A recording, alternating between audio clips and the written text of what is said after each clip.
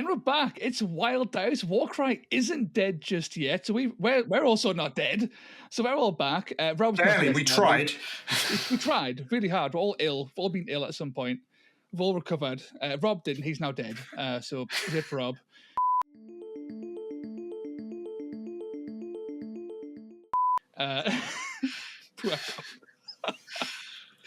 But we're back, just on the cusp of Adepticon. And this is going to be a fun time. But first things first, let's all introduce ourselves. I'm Toast, as per usual. To my left or right or underneath us, it's Eitan. How's it going, man? Hello. Yes, I'm back, barely, but we're still hanging in there. They haven't got rid of me yet. And to my right, left, or below, it's Lord Phylax. Demetrius, how's it going? Hello, it's Lord Phylax. I am also alive. Even though Papa Nurgle tried his hardest, I was ill for something like 4 weeks and I'm still not fully recovered. But you know what? We press on. We're not that old that a cough slays us so easily. Not quite. Well, I felt like I was close to that. It was the worst time I've had since COVID, and that was a bad time.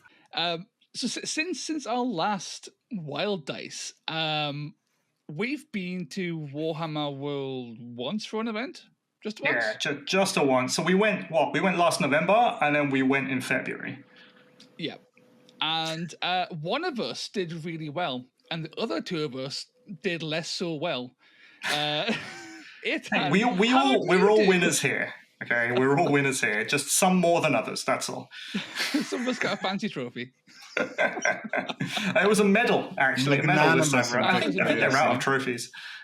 No, that's. I feel like I did the worst out of everyone in that one, and it was such a surprise because I was playing Ironjaws.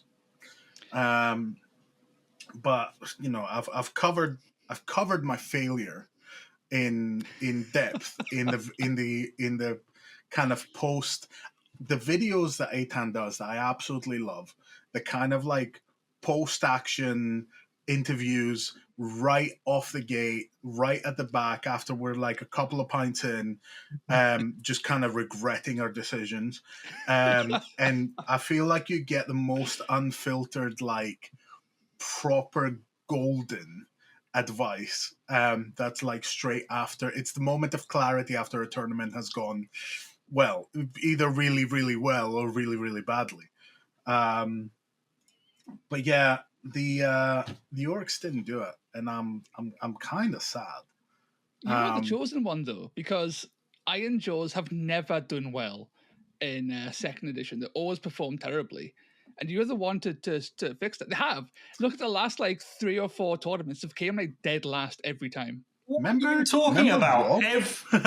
Like they have the highest amount of caps and tournament wins of any warband since September. Not at Warhammer World. Yeah, that's true. Terribly. Yeah. He was the one to break the trend at Warhammer World, and alas, not even Phylax could take them a victory. I mean, if I didn't have very specific plans for the next one, I would give him another shot, because I feel like it was a bit like Ephilim. Like the first time I did Ephilim, I had that terrible. I mean, it was 3-2. It wasn't that terrible, but I feel like the first couple of games I just kind of gave away, and I was like, no, we can do better. And then the second time it was 3-1. That was fine. That was decent. But then Janusz took the whole thing by just improving on the list, and that was great. But yeah, I feel like the list wasn't the problem. I just didn't play it well, and I got some really bad matchup with the Hunters. Royally boned you. Yeah, but that was me not playing the mission correctly. Like it was very thematic. I'll give it that, because it was very much like hunters, like using their numbers and their advantages in speed and range to like slowly just kind of drown me out of activations and options. And then I was just rolling straight garbage, which didn't help. Yeah. But yeah, the second one was completely your fault. I will always blame you for that. Like What did I inspiring do? someone to Oh. do triple Oh, yeah. Shrike Talon is. I'm an inspiration. I inspired like 5 people to take Untamed Beasts, and apparently I've inspired people to bring Corvus Cabal again. All just to ruin your day, apparently. I mean, the Untamed Beast is a good shout. Like, looking at their stats, which I only did because you were taking them, and I was like, oh, that's a ranged guy with strength 5. What the fuck? Yeah. To see that in a bespoke warband is kind of saucy, With bonus attack actions on range attacks and stuff. Pretty right? spicy. He's a good guy. Big fan of the old first fang. Well, if it helps Demetrios with the Ironjaws, like they've had a lot of caps, but overall their win rate is actually middling. So I do think they're a warband that requires you to play them well. If you do, I think their ceiling is up there, and like they will beat anything. They've got answers to a lot of situations.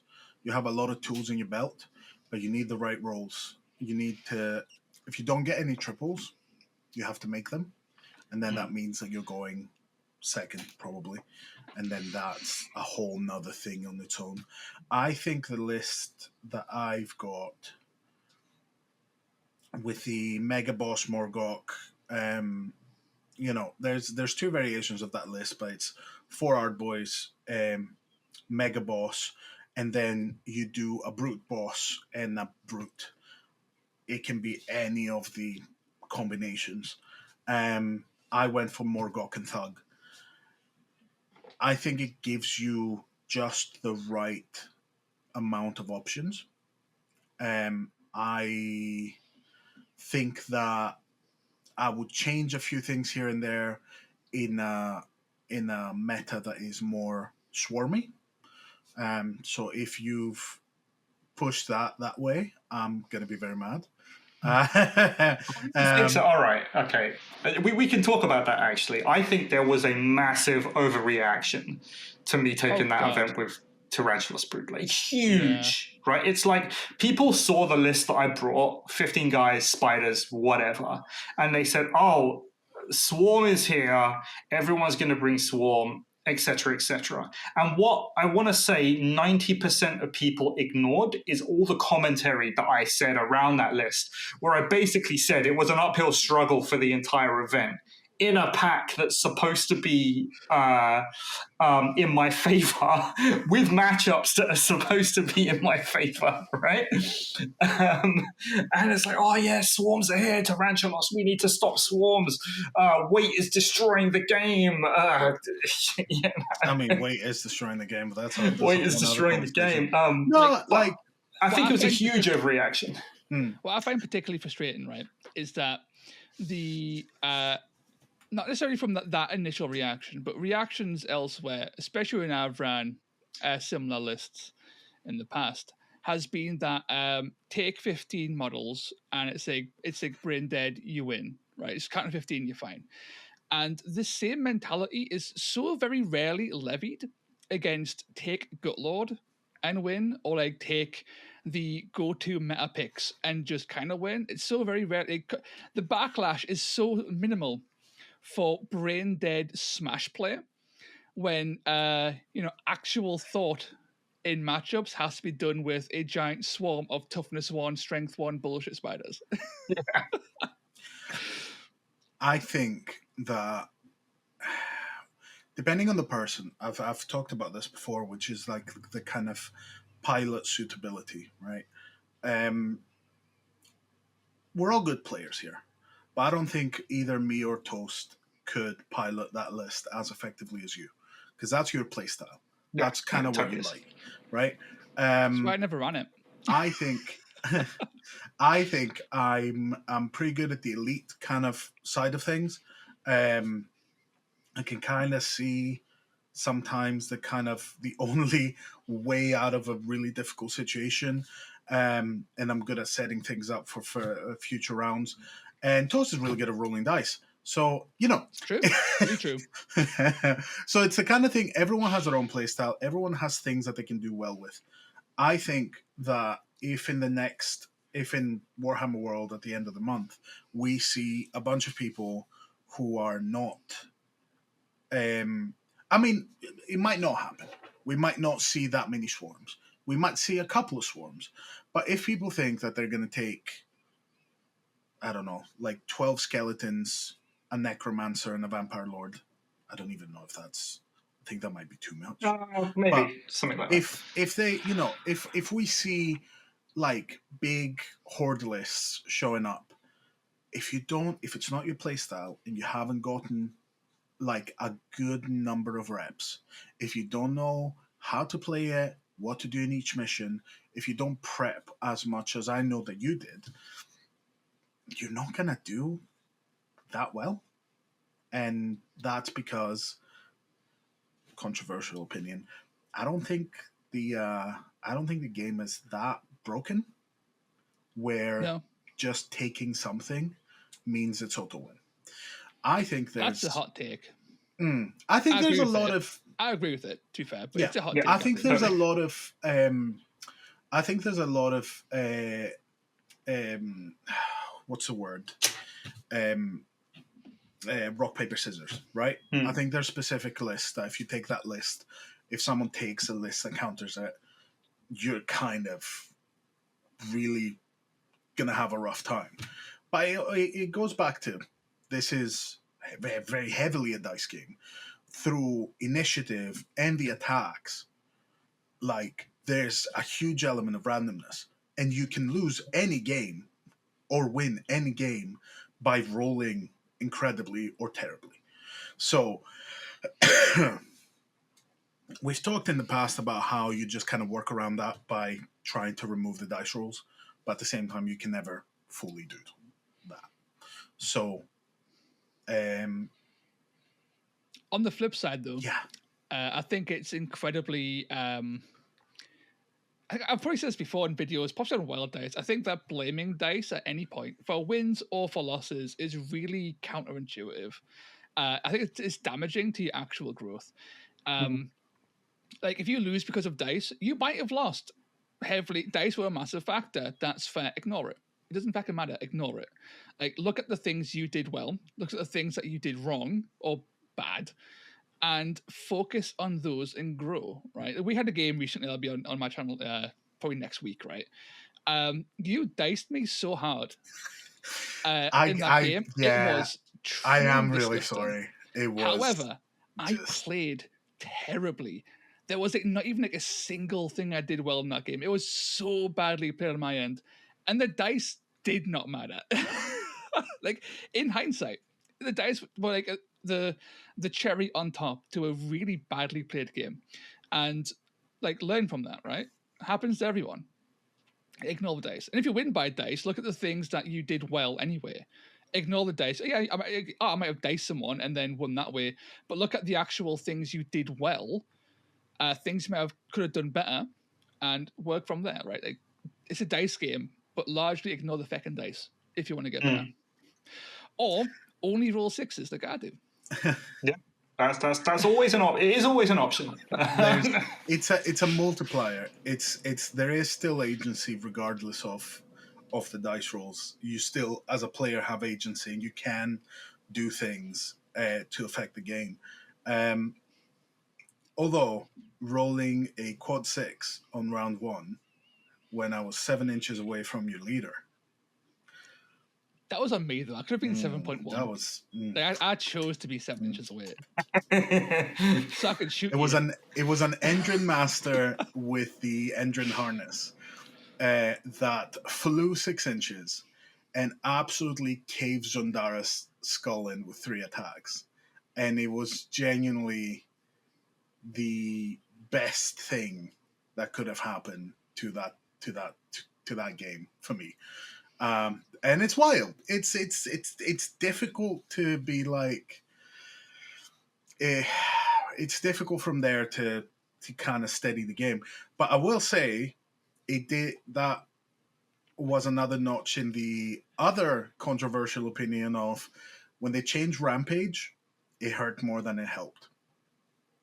That was the idea, though. What do you mean? What would you mean? It hurt the game more than it helped, or it... I think that it became more of a problem because more things that are under 4, movement 4, will hit harder, so they could move further out. Okay, yeah, than the things yeah, that but you got to remember forward. that the things that were rampaging before were basically Varan Guards with movement 12, Formerid Crushers with movement 5. Sure. Yeah. So all it really did was allow movement 3 to rampage further, and the only real things that affects is orcs. Like, that's it. Paladins. Listen, the amount of mega bosses I've thrown at people's faces with moves. Yeah, mega bosses are good, right? Mega bosses have raw stats for like 210 points or whatever. Yeah. No, I mean, I don't think it's like, you know. I think Rampage is an issue in general. I think like there's way more interesting ways to have quads in Rampage. Is just like the most bland way to run a quad. Yeah, but it's also the most efficient in most cases. It's like the best way to use your quads. It's also boring as fuck. 2 free actions. So it's really good. So we were going to talk about Adepticon, what we think is going to come. Yeah. Predictions for Adepticon. There's a lot of people throwing around a lot of ideas. Should we get this out of the way? Okay. 3rd edition Warcry. There we go. That's what that's what everyone's expecting to come Adepticon.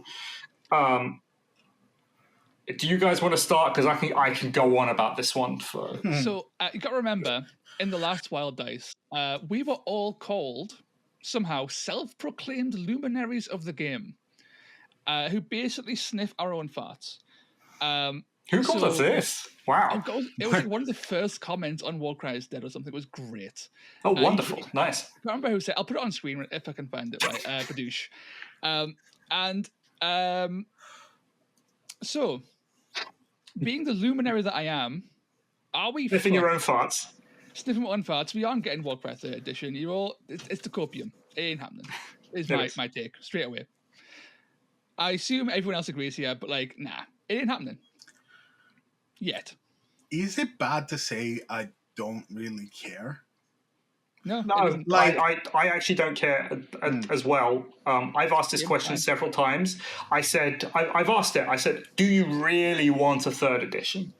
If you're happy with this edition and the rules are good and you get to use all your shit, then why do you want a 3rd edition to come that's going to invalidate 3/4 of the rules? Because they will. They're going to get rid of warbands as and when it comes.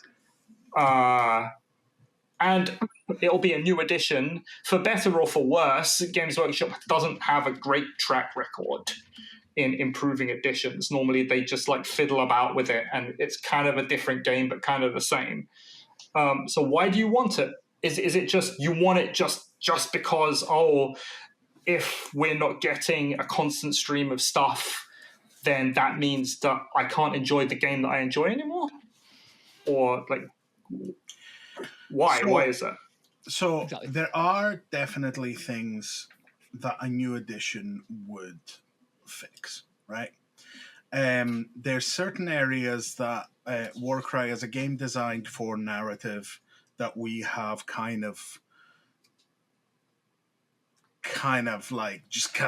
we forced it into a competitive, competitive space. We forced it. Exactly. It's not built for that, and I reckon that, as with everything, they're gonna try and make that slightly more official. Now, we also know that on the narrative side, I know none of us are big narrative players, but every conversation that I've had trying to set up narrative campaigns is you can't do narrative too long term, because when you have things like +3/+3 items that give you, that will take your attack profile, if you put them on a mega boss like 7/11, it's difficult to then keep any semblance of balance. right? There's a lot of narrative campaigns, but long term the wheels come off quite impressively, actually. Or so I've been told. Again, that's not personal experience. So you have a game that is narrative. Its narrative side doesn't work long term. Its competitive side was kind of forced because people enjoy the game too much. You have its avenues for entry not be particularly great because your avenues are either people already have models and they use an expansive library, or they buy one of the boxes of like bespokes, and that's very variable. You show up with iron golems, you'll do all right. You show up with pyre guys, you're gonna you're gonna get stomped by every single person. You're not gonna have a good time, and the entire time you're gonna think it's your fault, and it's really not. So there's definitely things for them to fix. Now, do I think that whatever is sacrificed down the line is going to be worth it? Do I think that when the list building is rebuilt, reworked, that we're going to get a sensible trimming rather than a complete chop? I don't. My faith is based on what I've seen, based on what we've seen from other games, as you said, Eitan. Like Kill Team had Compendium, Kill Team had that deep list building. That all went out. Everyone seems to be happier about it. I don't think that would work for us, but that doesn't mean that might not be on the table. So as a result, although there are things that I would love to see fixed about the game, I prefer it as it is now, especially since, and that's the big reasoning for me, tournaments are going up. Even though we had Kill Team take a lot of players away, and I'm talking a lot of regular players have gone over to see how it goes over there. There's been a lot of interest in the new Underworlds. We've seen a lot of people that go, well, I already have the models for Warcry. I'm just going to buy a couple of new decks, try Underworlds out, which is fine. It's, it's normal. It's they're new games. People have jumped over. And we're still seeing tournaments sell out. We've still seen interest and people that are new, and they're coming in, and they might not have great game one, in a tournament. Their first tournament might not be hitting the top 10 immediately, but they're coming back because they see, they understand the game, they see what they need to do, see what they need to change, and there's just so much stuff that you can still try out, which is a conversation that I'm going to save my points if we're talking about the meta later. But I just think there's still so much to go through as it currently is. Why scrap it? Yeah, it's the game's in a great place. It's not as unbalanced as some doomsayers may say. There's a few outliers on the need pulling back, and I'm sure they will get pulled back eventually. Everything else that's been overtuned before has been pulled back eventually. It'll likely come, and out of what I'm sure Eitan's got the actual numbers of warbands, but out of the 40, 50 warbands, right? There's maybe 10 warbands at most are pushing kind of truly dreadful that could be fixed in an FAQ, right? We're sort of Corvus Cabal, right? That went from being basically unplayable to actually kind of legit with a single word change somewhere and a battle trait. It doesn't take much. So yeah, I mean, I kind of agree. I think the problems, the outlier profiles, is not something that's unfixable by errata and by FAQ. There are warbands that want a lot more help than others. I would say that a lot of the elf warbands want a lot more help. Things like Demons of Khorne probably want a complete redesign at this point. Yeah. But looking at the full warband list, I would seriously look at like at least half, and there are what, 57? I think there are factions, something ridiculous like that. At least half of them you could take and expect to go 3-1 at an event. Now, that isn't to say that, the game is massively unbalanced, because that means that the rest of them you can't expect to go 3-1 at an event. But, I mean, it's a Games Workshop game to begin with. It's a points-based game, secondly. So I don't think with that many factions, you cannot have that many factions and that many profiles and have on the one hand say, oh, I really enjoy playing this game because I can use what I like and I can do all this, but I want to be able to compete with everything. It just can't happen because there isn't enough playtesting time in the world to be able to do it and to be able to do all the permeations of it. So, yeah, we could have a third edition. We may well have a third edition coming. But I think the best thing that a third edition would bring is basically publicity. They might make improvements to the game. That's possible. Would it necessarily be a better game for it? Yeah, maybe, possibly. Would I still play it? Probably. Like, it's because I enjoy the game and I enjoy the setting. But I don't think one is coming for reasons that we've spoken about, like, ad nauseum, really. Yep. And again, I question anyone who wants it. I say, why do you want a new edition? Is it just to get new stuff? If it's just to get new stuff, well, you're just getting new stuff. You're just adding to the piles of stuff that we have. But I would prefer, if it was up to me, that Games Workshop went back and looked at those factions that are struggling, and instead of putting the time and going, yeah, we got a new edition coming, here it is. Oh, by the way, 3/4 of the stuff that you were playing, you now can't play anymore. Then they just go back and say, and try and fix those old factions, right? Like the last 4 bespoke factions that were released, like it or not, didn't hit the mark, but that's not unfixable. No. And thematically as well, like, if you add in the 7 warbands prior to that, right, that massive release of warbands with like the Sigma and Black Talons, right, that 7 prior to that were all thematically fantastic, and mechanically they hit the mark. And the next 4 were thematically fantastic. They tried to push new and interesting ideas. Mechanically, fucked it up. Across the board, do it all, just didn't work. Now, what would I like to see, though? Not irredeemable, though. What would I like to see? If they came out and said, this is a new Warcry starter set, oh my god, yeah. I'd be all over that. Amazing. Oh, yeah. Amazing. Because that's all the Warcry really needs, right? That would give the publicity that you need, and it would give new players an on-ramp to the actual game, which is what you want at the end of the day. Yeah. Take it out of fucking gear, for the love of God. Put it into Ember Guard. Have it in a city place, right? Honestly. Have it like fucking Cities of Sigmar versus fucking Skaven or some shit, right?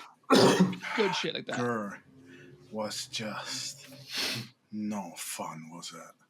Hey, I liked it. Okay, I love those meat trees. I know, you've said it. I'm not the only like, person on Earth who likes the meat trees. If you I think don't about like playing with them because they're a pain in the ass. Like, my hands get caught in them constantly because I'm an idiot. Yeah.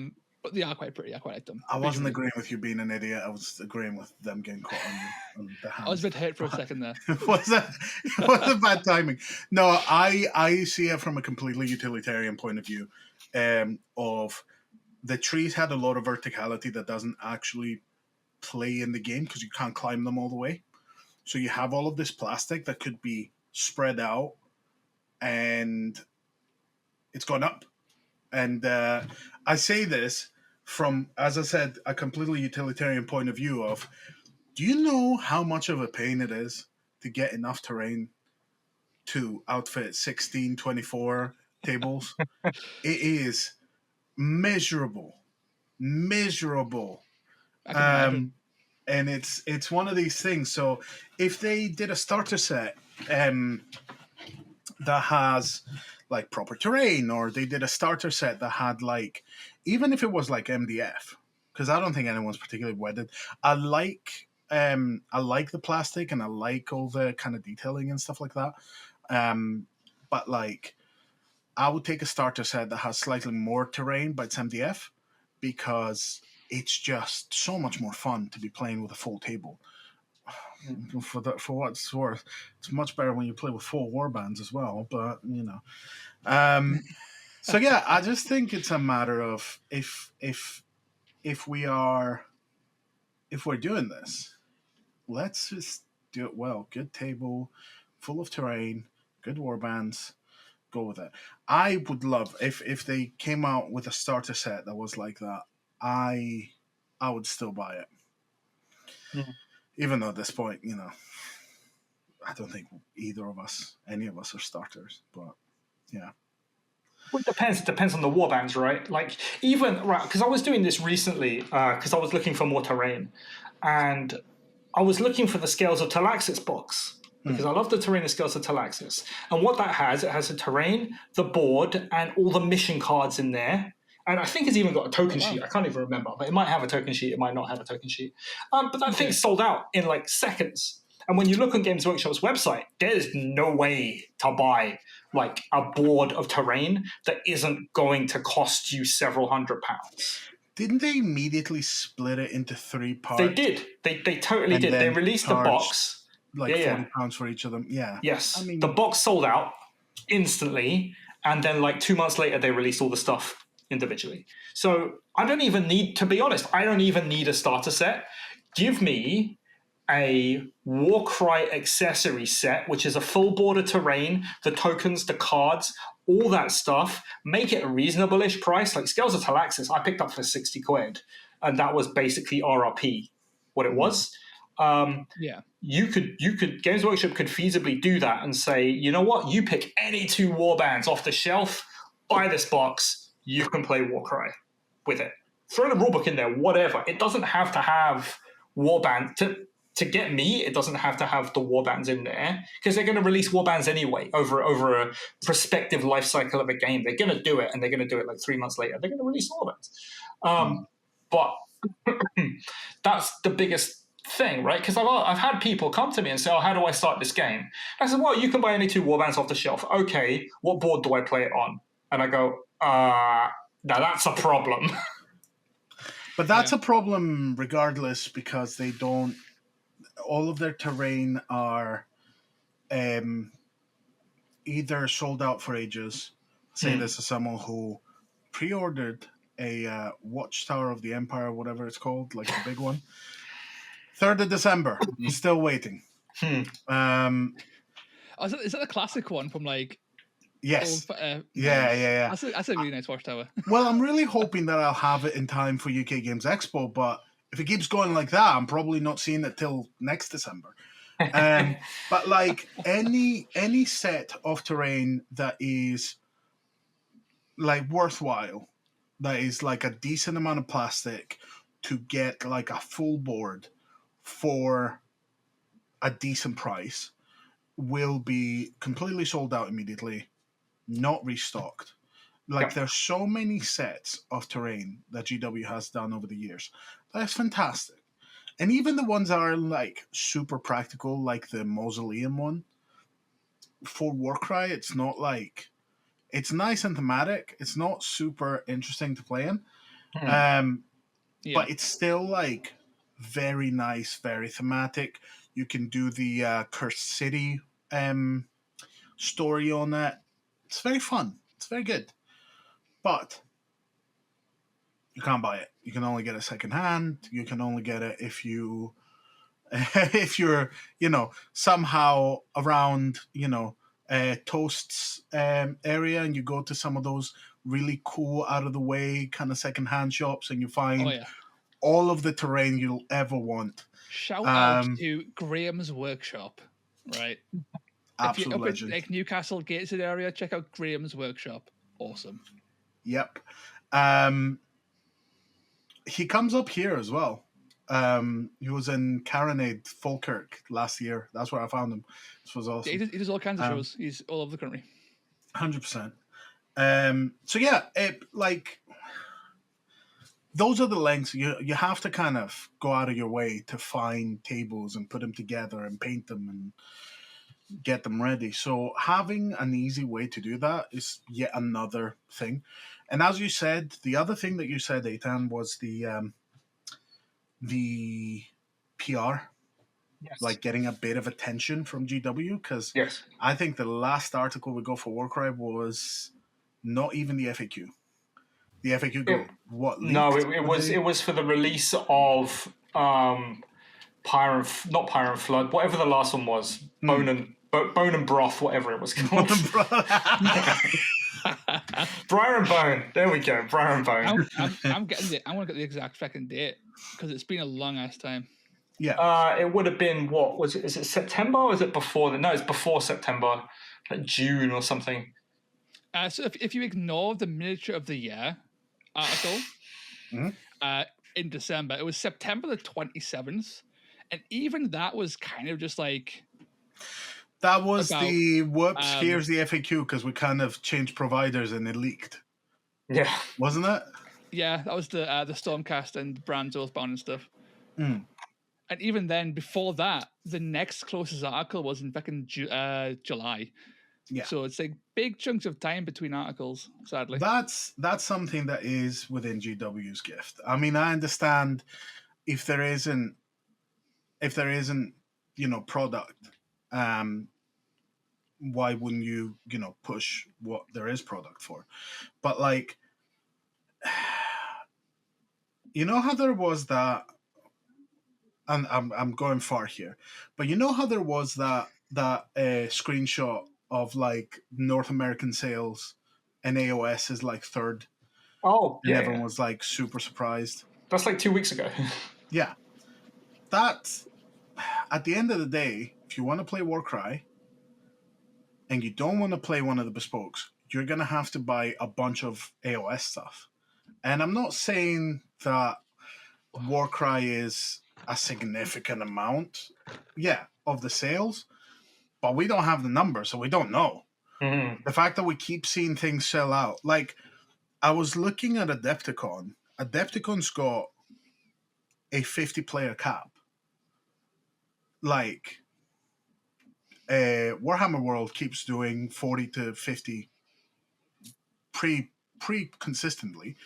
UKG is going up to 48 by the time this video comes out. And it would be higher if we could get the terrain together. I'll be honest, for a little parenthesis on that, I want to make sure that it's a good event. Yes. And I want to take reasonable steps, because going from like 14, 15, 16 players up to 48, it's not far to go to 64, but I want to make sure that I've got a decent handle on it. Now you'll say, the guys at Warhammer World are doing it with like 2.5 people for like 40 odd players, but baby steps, I think. There's always I think these veterans who've TO'd countless tournaments across countless systems. They know what they're doing. That's very true. They can pull it off.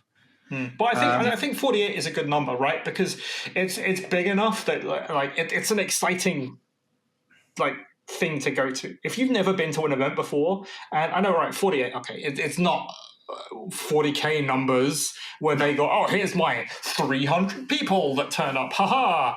But for a Warcry event, it's pretty big. Like the biggest Warcry event that was ever ran was 50.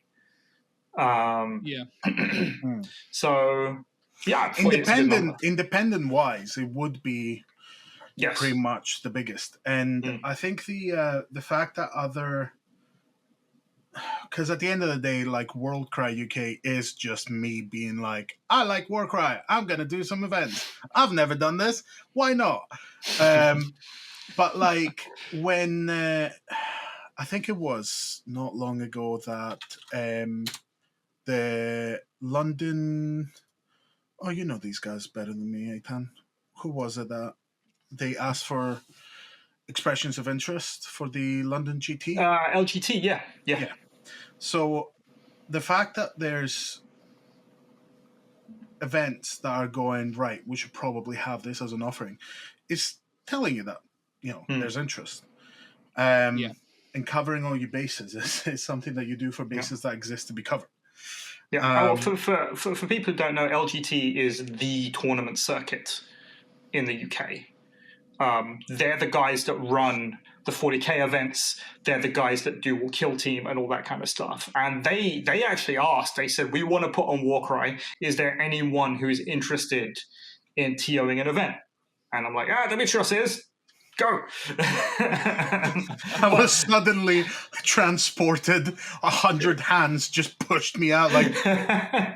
But the point though is that if they are asking for TOs to run a Warcry event, it means that they expect at one of their events, if they put it on, people are going to turn up because it is independently run, and you're going to pay for tickets and whatever, but they're not going to give the floor space to people that they don't expect to turn up. Otherwise, they just put on more Kill Team or put on more 40k or whatever. So it's encouraging to me, let's say. 100%. And the Warcry competitive scene has only been getting bigger and selling out faster and faster.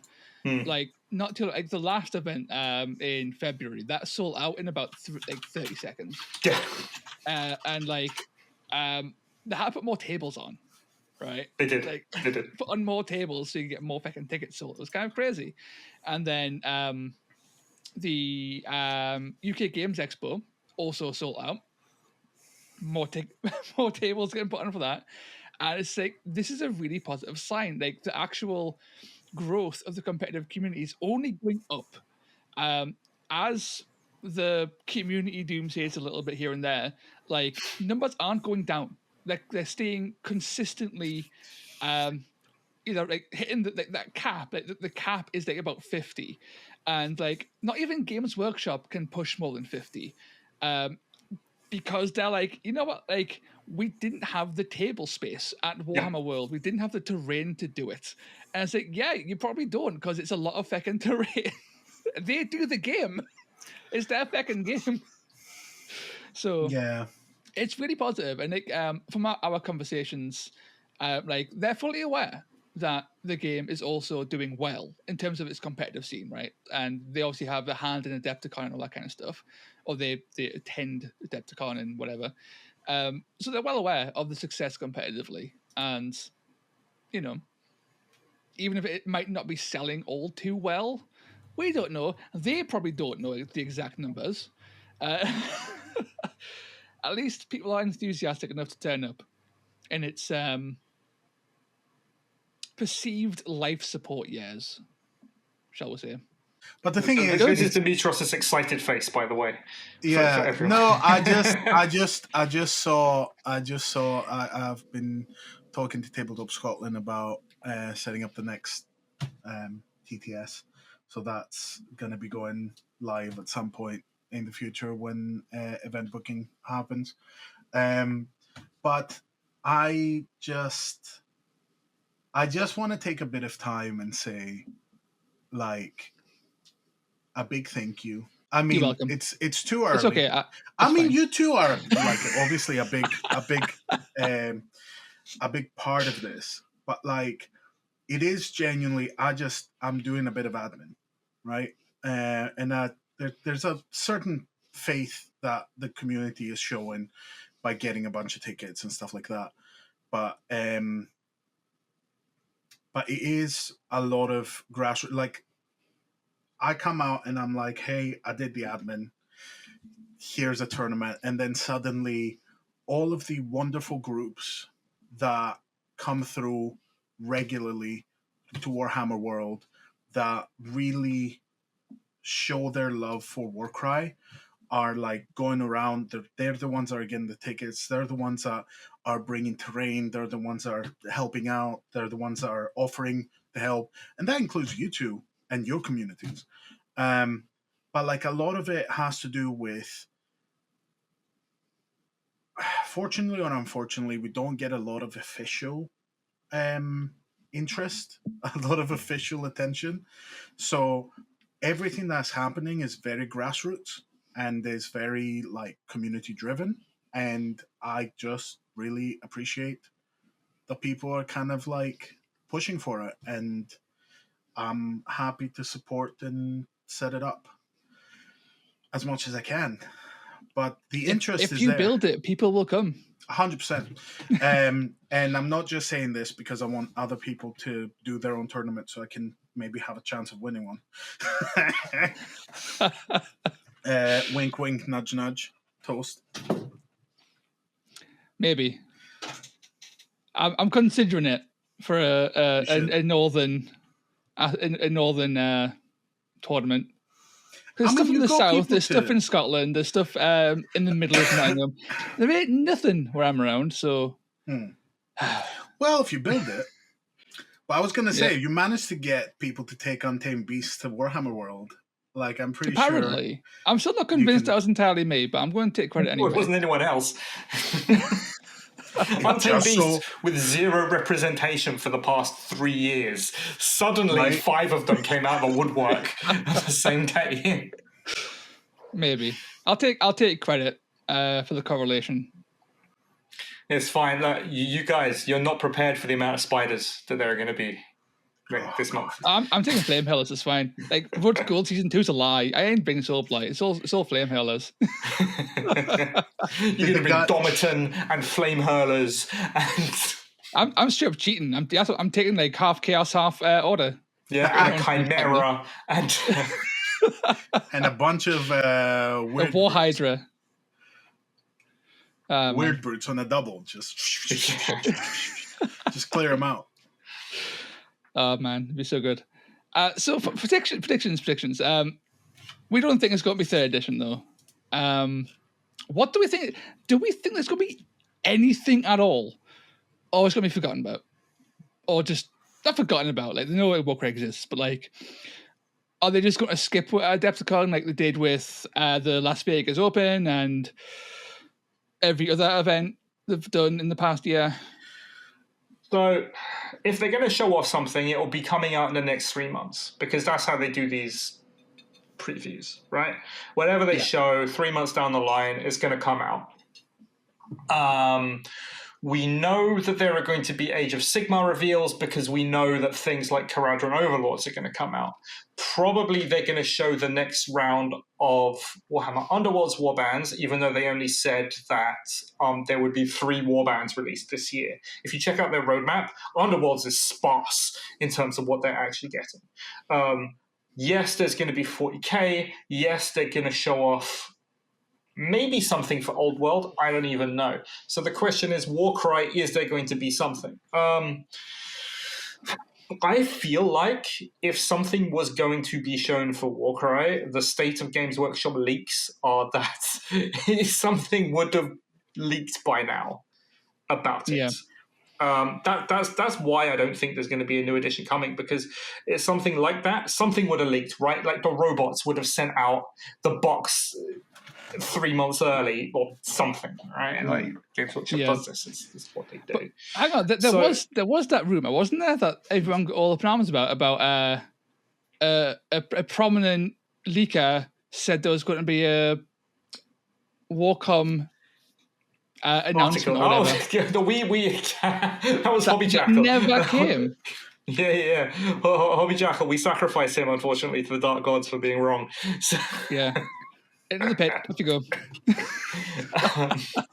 But no, I don't think there's going to be anything. Like realistically, I don't think there's going to be anything. I think we are going to see the scheduled FAQ errata, completely unrelated from Adepticon. I think it will come sometime in April. And that's what I think we're going to see for Warcry, basically, over the next few months. If we're lucky, we will see some warband updates, right? Like the Skaven book has been released since now and last time. Goblins have been released. We can have Doom Divers. That'll be fun. Artillery and Warcry. Let's go. Artillery of Warcry. I But mean, I don't think there's any product. I legitimately don't think there's any product for the short term. I mean, and I've said why. No. There doesn't have to be, because No. with Warcry being sort of the AOS skirmish option, right?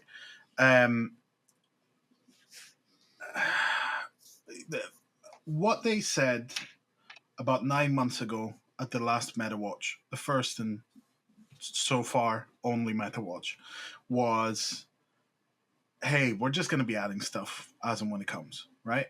So FAQs are 1.5 so far, have been 1.5 faction rewrite. Yeah.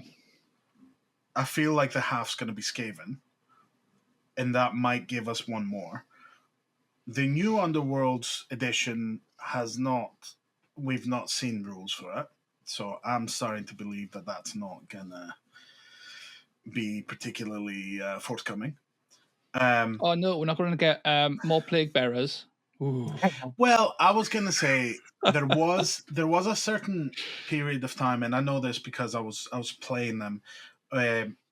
If you look at Underworld's releases, there's the ones that are kind of like slightly alternate sculpts for units, and then there's the ones that are actually slightly more involved. Like Domitan is somewhere in the middle, because getting 3 wizards is kind of odd. It's not a unit, but it's 3 hero units in a trench coat.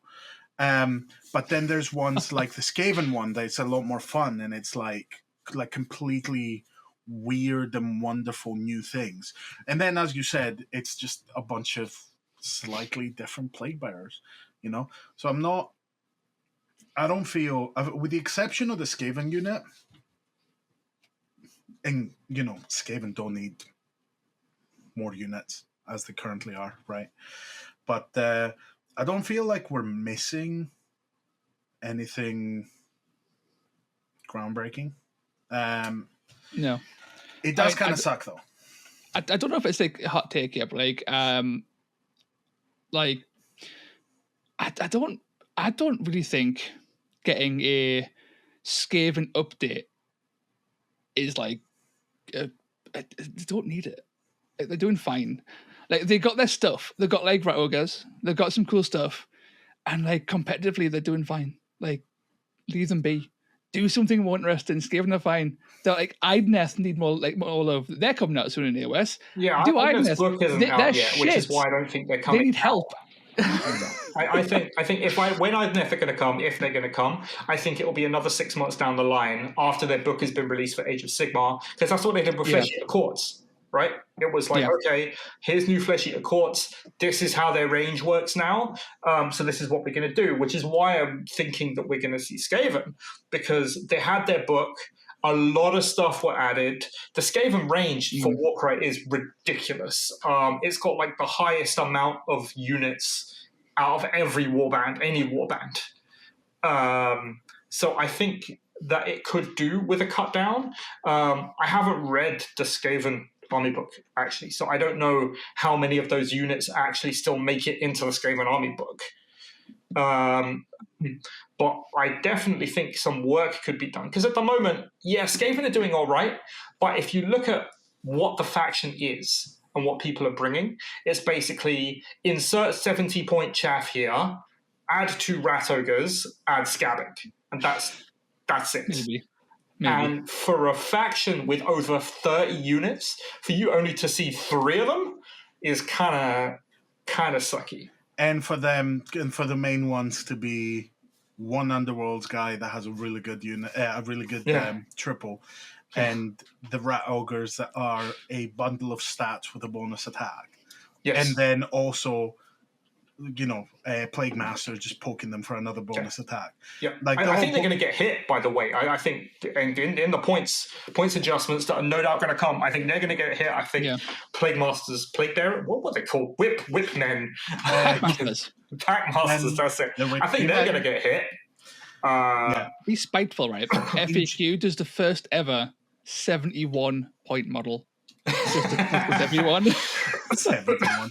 But that's what I mean. Like, they, at the moment, the reason why I think Skaven could do with a rewrite is that we kind of saw that it's what I said on the last episode about Ironjaws, right? They added a bunch of stuff, adjusted a bunch of stuff, didn't finish it. Ironjaws were in this weird midpoint where they got a really good battle trait, but they could still kind of play Hordish. And then, you had those wild lists with the 2 mega bosses. Thanks, Rob.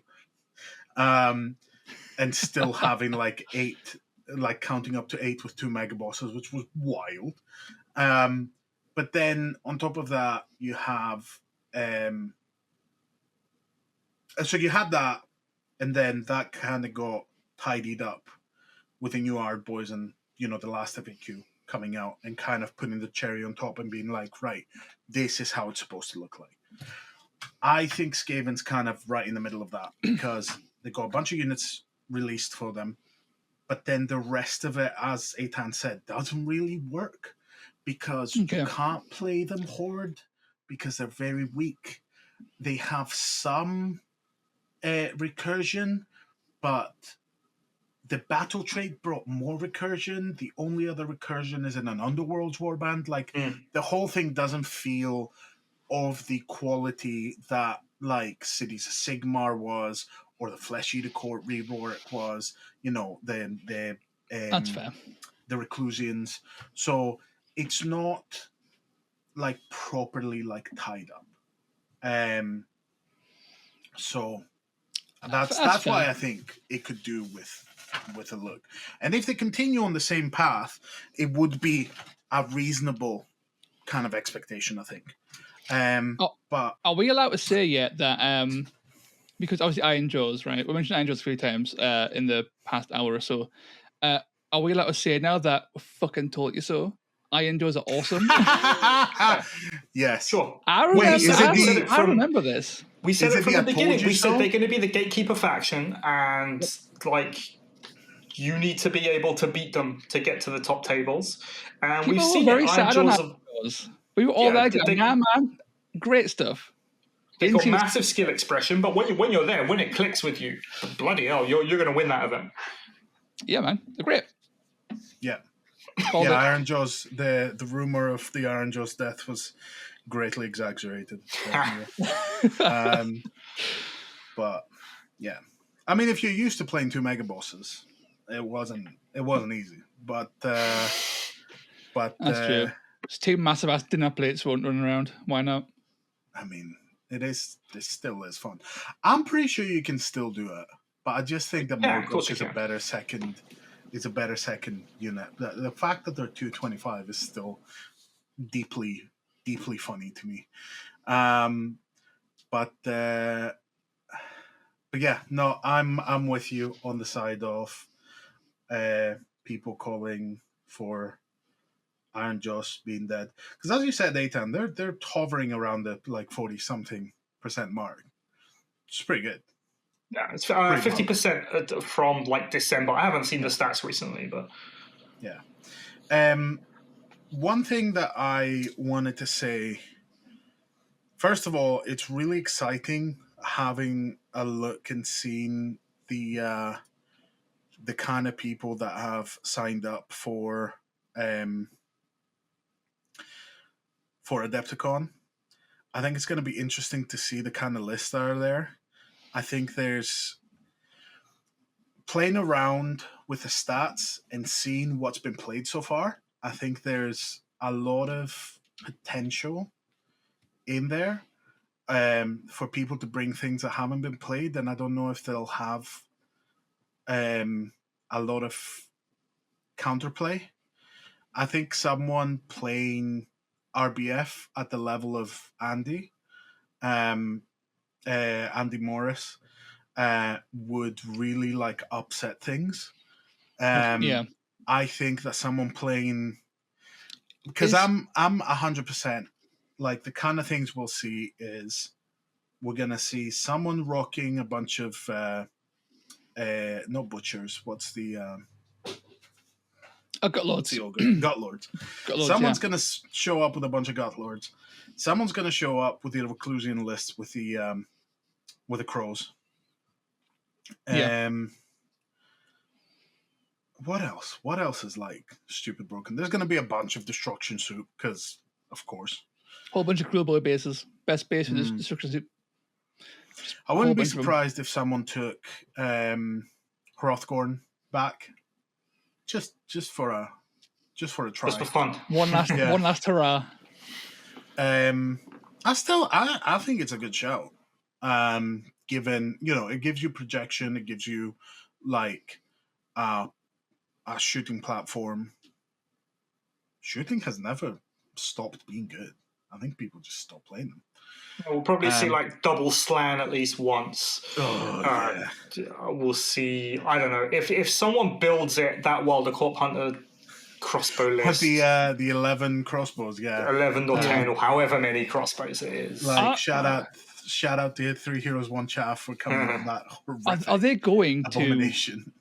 Are they going to Adepticon at all? The three Heroes 1 Chaff lads. I don't know, which is a bit. It's sad. I think. I mean, I can't see any of their names in. I'm fairly sure Rob has said he won't be able to make Adepticon, which means that someone else might be able to win it now. Which is for a change. But I don't know about the rest of them. I think that in general, as I said, we've lost a lot of people to Kill Team. So the kind of usual people you'd expect to see are maybe not there. But that gives a lot of space to new people to ascend and make their mark. Make their mark, get those bragging rights, set up the return of the king, that kind of stuff. But it's exciting. I think it was interesting. Assuming Dan's going to be there from War Salty Sea himself. If he's going, I wonder if he's going to bring like some absolute like meme scion shit, or if he's going to go like hardcore, or bring just something completely just like back pocket nonsensical. Mm-hmm. Be interesting to see. It will be interesting to see. A few of the things to mention is they're doing major minor. Ooh, okay. I'm 50-50 on major minor. I think that it depends on the missions. And it seems to be a mix. So Lightning Raid, Brutal Encounter for round 3 and 4. Then Swarm Parade and Gifts from the Gods for round 1 and 2. Swarm Parade is from the Scales of Talaxis, the Hunted and Hunted. There we go. And then Gifts from the Gods is also, so it's 2 Talaxis and 2 FG2, I think. Which is good. So they're actually running all, because Talaxis got mostly forgotten about once FG2 came out. Yeah. And some of the Talaxis stuff was pretty good. So it's good to see they've got some Talaxis stuff in there. Yeah. I mean, in the absence of any new stuff, I think that mixing up the different packs might be a good shout. Because we have to work with what we've got. I would love to see Games Workshop keep FG2. It's like the best pack they've done, in my opinion, for the most part. Like, mix FG2 with the good missions from the White Dwarf pack that came out. Throw in some Talaxis, throw in some core stuff, right? Because there are some good core missions in that too, right? Throw them all into a big pot and just pick the man from there. Because FG2, as good as it is like, I can't believe I'm saying this, right? I miss treasure missions. Like, the complete lack of them is, it completely warps like interesting list building tech. Like, you will never see a Dreadblade Harrow in Nighthaunt in FG2 because its one strength means fuck all without treasure, right? Like, having like one treasure mission in there, one of the good ones, I kind of miss it. I want it back. No, I 100% agree that, to be honest, that's what's kind of messed up last year's Tabletop Scotland tournament, because I put in a treasure mission and it wasn't the right choice. But I 100% agree that, like, treasure missions, you have kill, you have objective, and you need to have treasure. And I think treasure is how you work around having warbands that are neither killy nor horde. Um, Movement and smart play should be, you should be able to get in and play a treasure mission and not be touched, right? Corvus Cabal fecking dominate treasure. You will never ever catch those strike talents. You'll take them all turn one, and you're fucked. It'll give so you, funny. but that's the thing. Like, Corvus Cabal gets a leg up. Hunters of Huanchi should be getting a leg up. Night Haunt should be getting a leg up. Like, there should be warbands that are stronger on specific types of missions, and I think that's part of the reason why you're struggling to see a lot of these warbands. It's because the missions are not enabling them. Yeah. So I think that going back and taking some of these missions, wink, wink, nudge, nudge. I think in the absence of anything new, that's certainly where I'd be looking to go. Go backwards, get kind of best of kind of through the ages. Because we had the first pack that was Warhammer Fest, and then we had a few packs in between, and then FG2. So I think getting the best missions out of these packs and just doing a little throwback might be a bit fun and a bit more interesting than just running the same pack again. Yeah. It's not just the same pack either. People who don't go to Warhammer World might not actually know this. They've ran the same exact tournament like 3 times back to back, because they have, and they're likely to run it again. As good as FG2 is, the good stuff is really good. There are 2 massive stinkers in there that no one really wants to play, and Games Workshop are well aware of that because they've never ran them. I doubt they ever will. So, we're kind of stuck with the same formations over and over and over again at the minute. And that's not ideal, really. Yeah, I mean, shout out to people like Dan and stuff that are trying to keep it fresh and trying to make their own missions and stuff like that. But a lot of it has to do with it's hard to make a good mission. Yeah, like 100%. One mission, let alone a full fucking pack.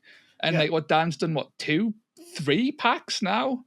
I don't know if it's all been solo work or if it's been like community driven with other people, but like shout out to Dan again for his work on his packs to sort of keep the whatever meta he runs or is in that area fresh. You know what I mean? Yeah. And Armor Enthusiast as well for one of the best missions, one of the best starting missions. It's the Hit and Run, which is the one that has the objectives on a cross and it goes counterclockwise, and it's it rotates. Yeah, and it's the 2 points for capture, 2 points for kills every round. I think that's such a good mission for like getting starter, like people that start into the game.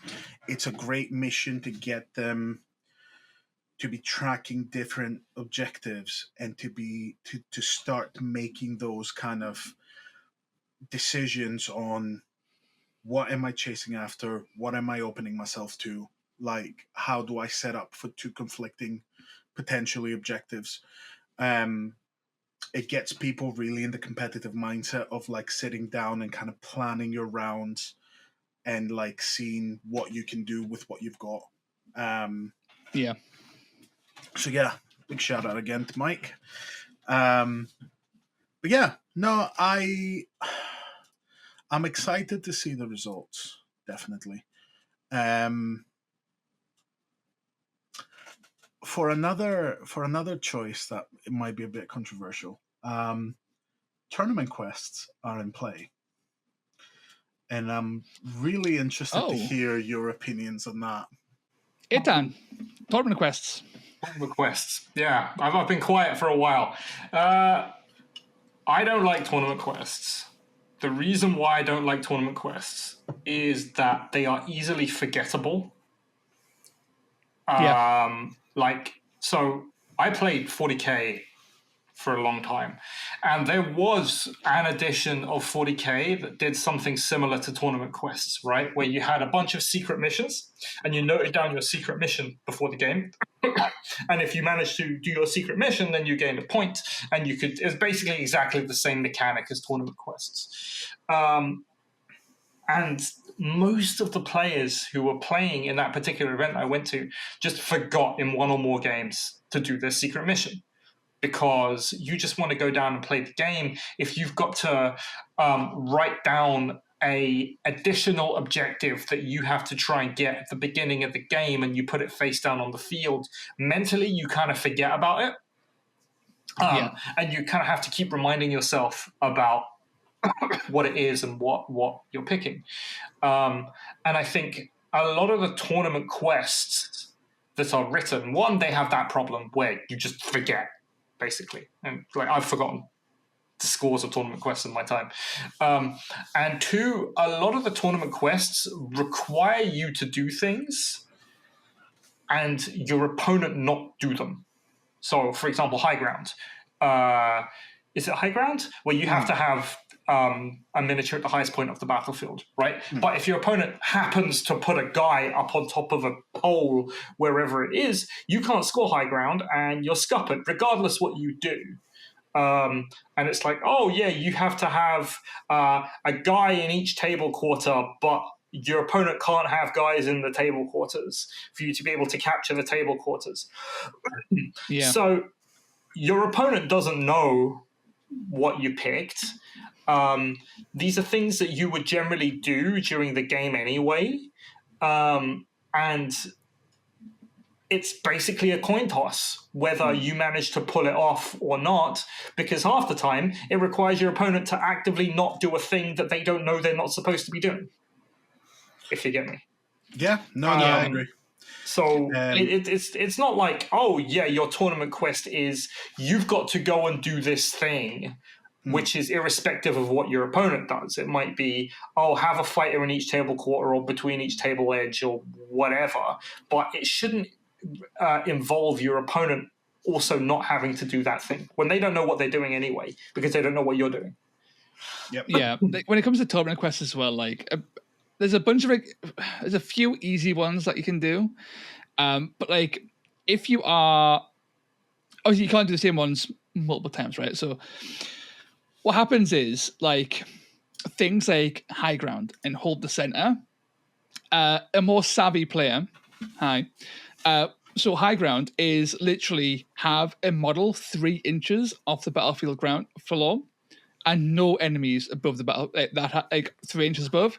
So what I would do every single mission on the last turn with the last model, I would have them positioned to climb 3 inches up so they couldn't score it. And I didn't take it, but they might have, and then that would fuck them over.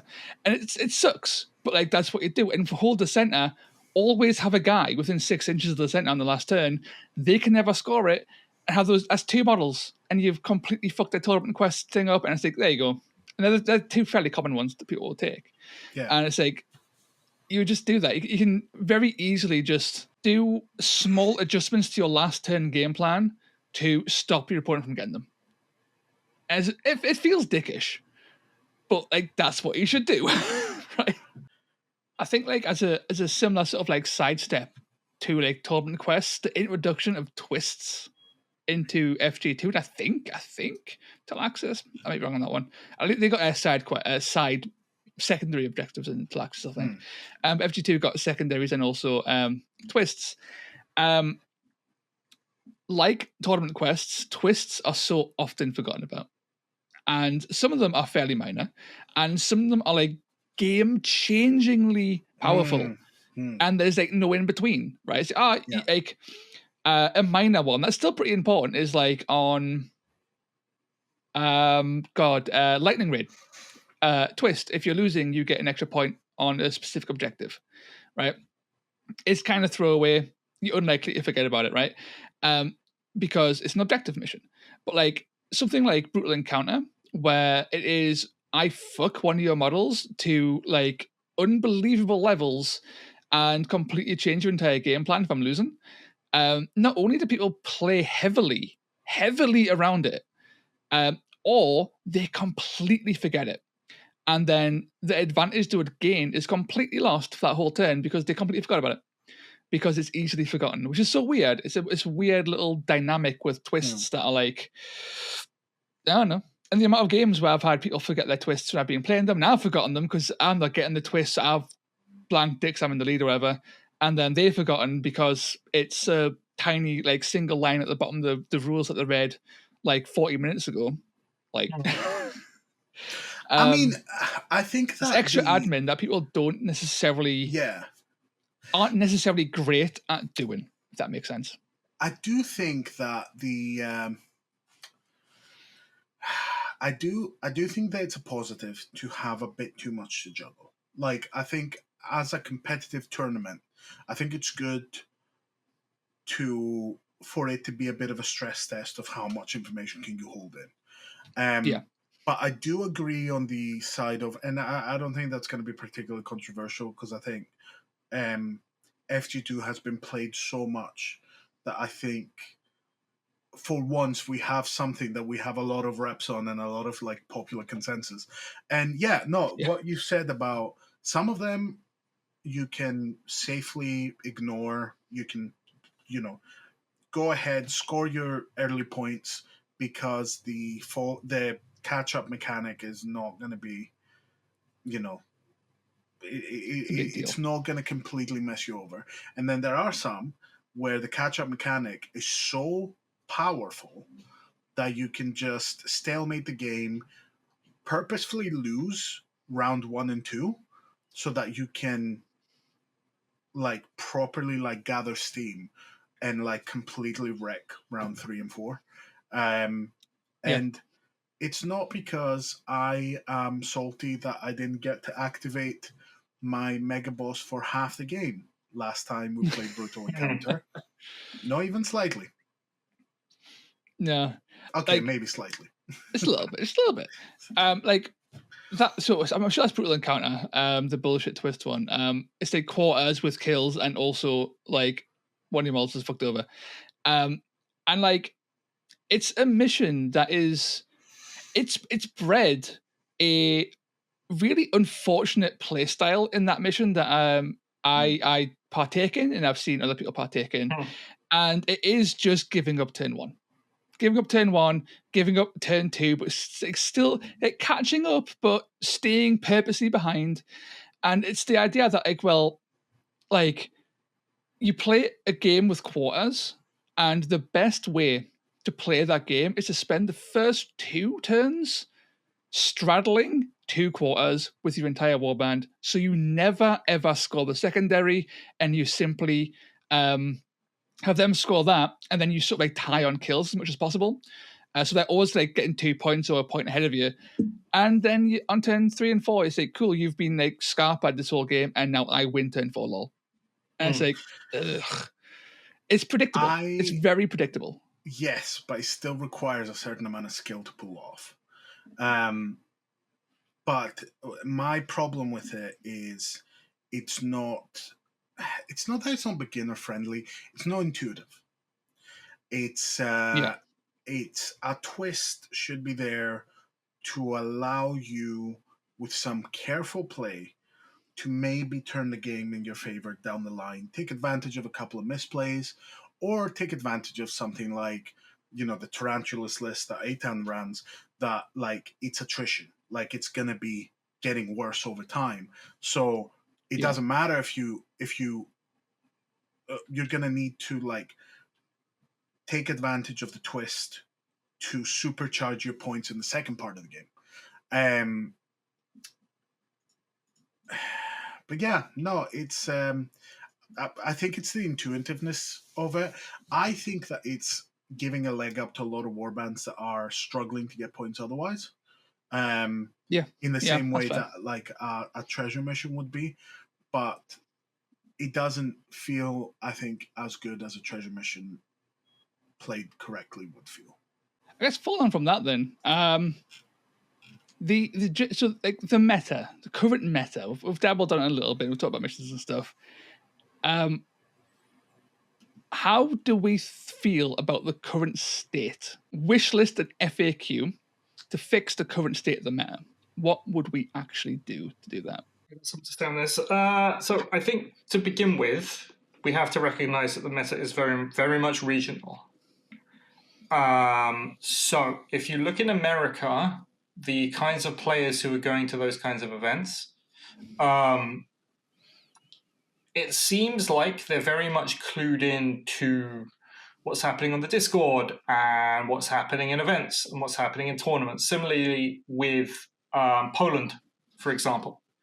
You see a lot of that going on.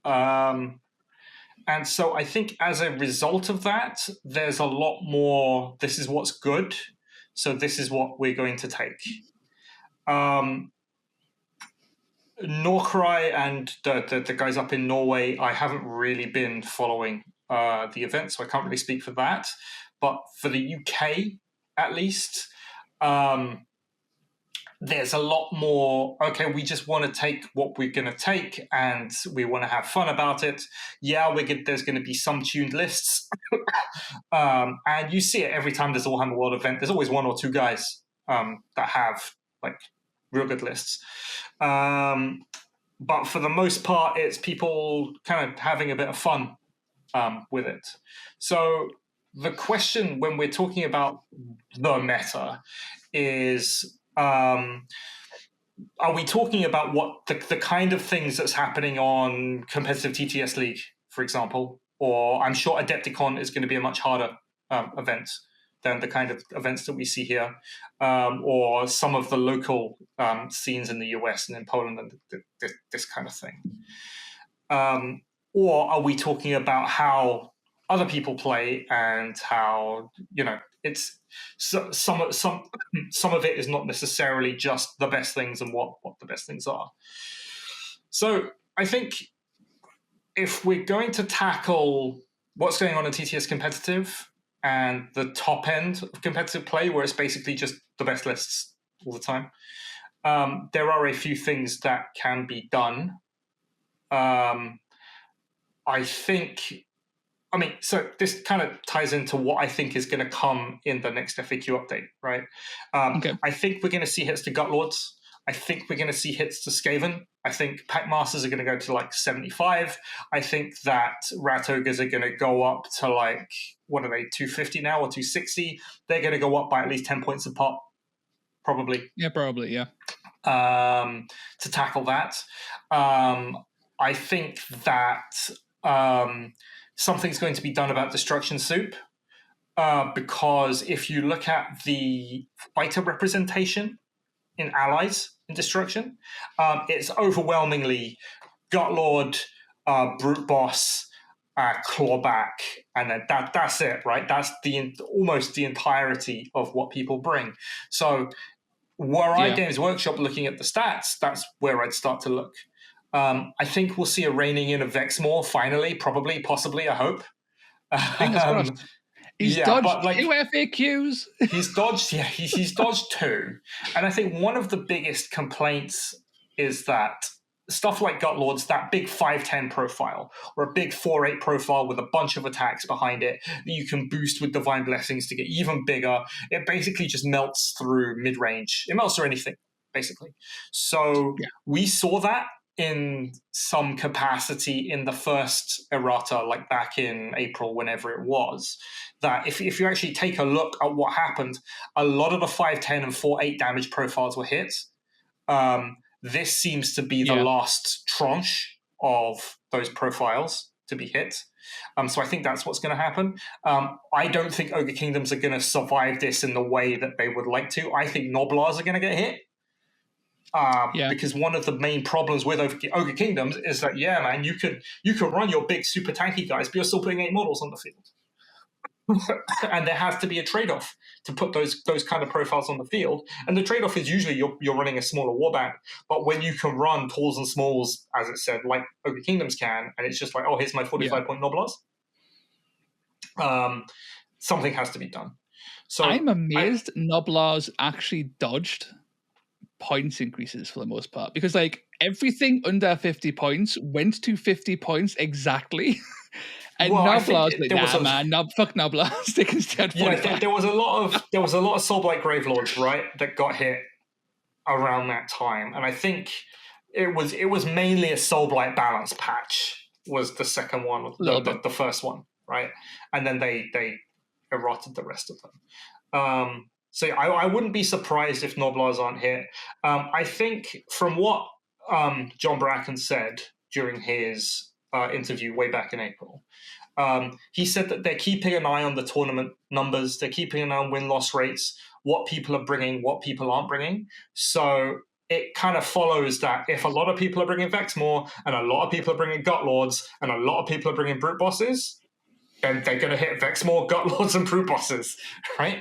Because ultimately, when you only have points to play with, realistically, like on a major, on a macro level, that's what you're going to hit. You're going to hit the things that people bring the most, with a view that if those are hit, then people can bring other things. And will that be enough to shake up the meta? Maybe. There are always things that are going to be the best. And a 5/10 damage profile, whether it's 300 points or it's 320 points, is still a 5/10 damage profile. So I think people are going to still bring them. But what it will do is put more list building pressure on those warbands. Maybe the warbands will get smaller. If they do, then I would say it's job done. Right? If a 8-man warband goes down to a 7, or a 7-man warband goes down to 6, at the top levels of tournament play, that's actually a huge. It's so impactful, losing an entire fighter that I think it will have done the job. Now, will people go along with that and change their lists? That I don't know, because people love to play big smashy things, and they. Like, for good reason, right? People want their models to go and kill things. Underbunga's fun. Underbunga's fun, yeah, totally is. So will it just have the impact of making lists smaller? Maybe, but then there's even more of an opening for larger lists, for more swarmy lists to be able to do what they're going to do.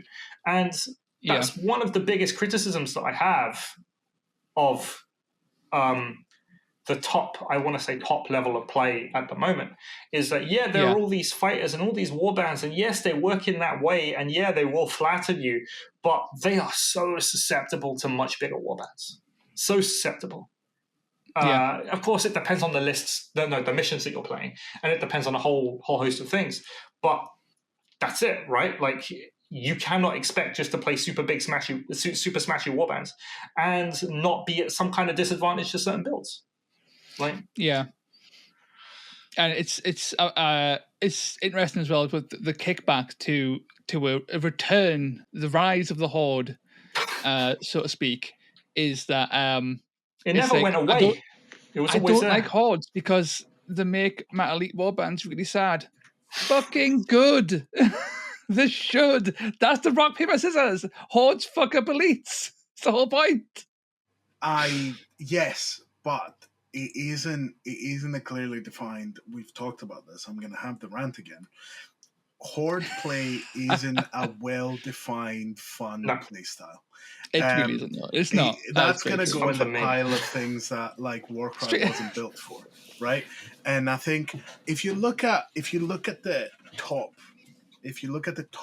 of like what's problematic, and I say problematic because I think there are some things that can be really unfun, but like I don't think there's anything that doesn't have, there's no rock that doesn't have its paper, I think. Now the only problem is that requires people to play a wide range of things, and depending on where you go, people seem unwilling to do that. Looking at the stats of what's been played, I finally did it, Eitan. I actually opened the stats. The but I had to massive look. spreadsheet of stuff. Yeah, I had to look, and like you said, like, you know, we have like what 50? How many? Like a 57. bunch? 57. There's no more than 30. Oh yeah, sure. And the 20 that are left are not bad, are not all terrible, right? I have lists for a bunch of warbands that I think would have a pretty decent chance. There's lists that you can do with Nergal Mortals that would be Grindhouse. Okay, yeah, you have a 510 profile. You need to roll several hits on my chaff to kill them. You're going to be there for a while. And if I play it smart and I manage to survive a bit and then disengage, I have healing. There's things, I think like an 8-person Nergal Mortals list can really put on enough meat in front of, you know, even a tyrant or a gutlord to make it a bit difficult on them. But I think you are incredibly correct in the part of there are some things, including a lot of ogres, including the rat ogres, including anything that is very killy, that is pointed efficiently, that then suddenly has a lot of bonuses, a lot of bonus attacks, a lot of bonus moves. I think something like the brute boss is slightly different. It's just really good abilities that have a lot of value, and I think that's why people aren't bringing a brute boss, because a brute boss is very killy. Not that it's not holding. No, they're bringing it for you messing, right? But it's a very good. That's a very good insurance policy for like covering your bases for that. So I think there's a few things where the potential bonuses are too good. That needs to be reined a bit. That aside, I think there was a lot of hits to chaff. On the last 2 FAQs, we saw different problematic chaff going up. Yeah. But the problem is that it's now made it more difficult to play hordes. And I know that's not what was happening. What was happening was average warband sizes were like bigger. Because you could just fit, you know, talls and smalls. I think there's an in-between. And I think that, like, when you have things like Nobblers, 45 points, toughness 3 and 6 wounds, that Nobbler's gonna, if you come up against a double slan, those Nobblers are gonna disappear round 1. They're not gonna be a problem. There's counterplay, right? I've said it 1,000 times. Things like the skeletons being toughness 4, being able to cut down the damage they take. When chaff is killable, like spiders, you can play against it. When chaff is too good of a roadblock, that completely like gunks up the game. So I still think that the meta can take a few adjustments to make it a bit more fun. I think Skaven being finished would be great. I think there's warbands that have fallen by the wayside, like as you said, Ideneth,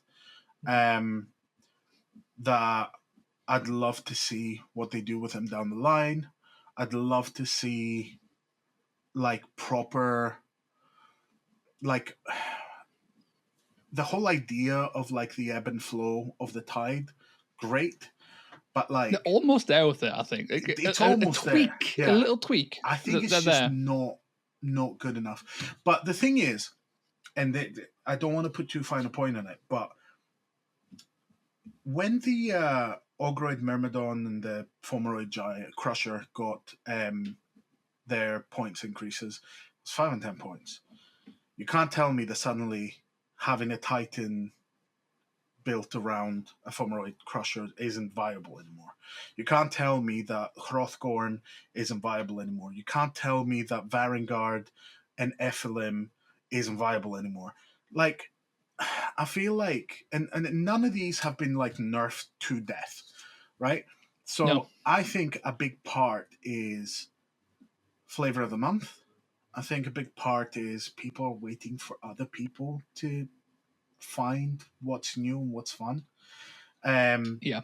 And that's fine, but we can't just pretend like the meta is switching by itself. Like, I think it's a massive, like, no benefit, but I think it's a massive feather in the cap of Warcry that it's had such like light touch changes, and we've seen warbands take in people doing well with them, and then they just go on to the next one. There's always the hyper efficient stuff that's like S tier, but anything below that, I've said it 1,000 times, and people have in the past been quite mean about me saying this, but I do genuinely think you can take pretty much everything, and if you're a bit lucky and you get the right matchups, you can do really well. You can do a 3-1. You can you can come up against Gutlords and kind of play smart, avoid them, move around. You're still going to get hit, but you can lessen it, you can do something about it, and you can ultimately, with a bit of luck, prevail. So what I would love to see is more fun stuff. I think there's a few warbands like Corn Demons that are just dire. There's not much of lots. Yeah, there's not a lot. There's no model. They've got nothing to take. Exactly. They are the Idrulin Riverblades of Chaos. Oh, they have like no models and they're all kind of shit. If I had completely from the point of view of like what I would like to see is the actual boxes that came out that were super fun. I would like to see them being buffed. Elves is a big one because like Elves include so many warbands that we haven't seen at top tables, for good reason. Because as we said, there's like 20 warbands that haven't been really touched. Like maybe half of them is because they've just been left, but I think there's another half that are just not great, not fantastic, right? Yeah. So I think that if you're a Daughters of Cain player, you have never really had much of an incentive to play. If you are a Cainite Shadowstalker player, you have it's never been a good time for you. They've had one list. There's one list that's passable. That you have to get like 3 boxes or... list. Yeah. It exists. It exists. I think my thing, right, is that there was a very small period of time in Warcry where mid-range actually worked. It was really short. And it was when KMK and the Vulcan Flameseekers came out as these 2 9-man warbands with hyper-efficient ability-based damage and were made of paper compared to most things, right? But they could just delete stuff. Wait, but KMK is made out of paper because they have really high damage output. But you can't tell me the dwarves are made out of paper. They're all toughness 4 and 5. Yeah, monster killers are all 15 wounds minimum. Yeah, but they're squishy. T3 squishy. They die quickly, right? Right, 15 wounds goes a long way. When you're talking about Chaff Wars, 15 wounds might as well be the entire game. That's true, but they are also quite squishy. Like, KMK hasn't done massively well in tournaments. Vulcan Flameseekers have done historically quite well, but they've also fallen off. And they were sort of like the champions of like mid-range for a really short period of time. And mid-range, as vague as that term fecking is, has once again fallen off the wagon again. And Vulcan Flameseekers have been out.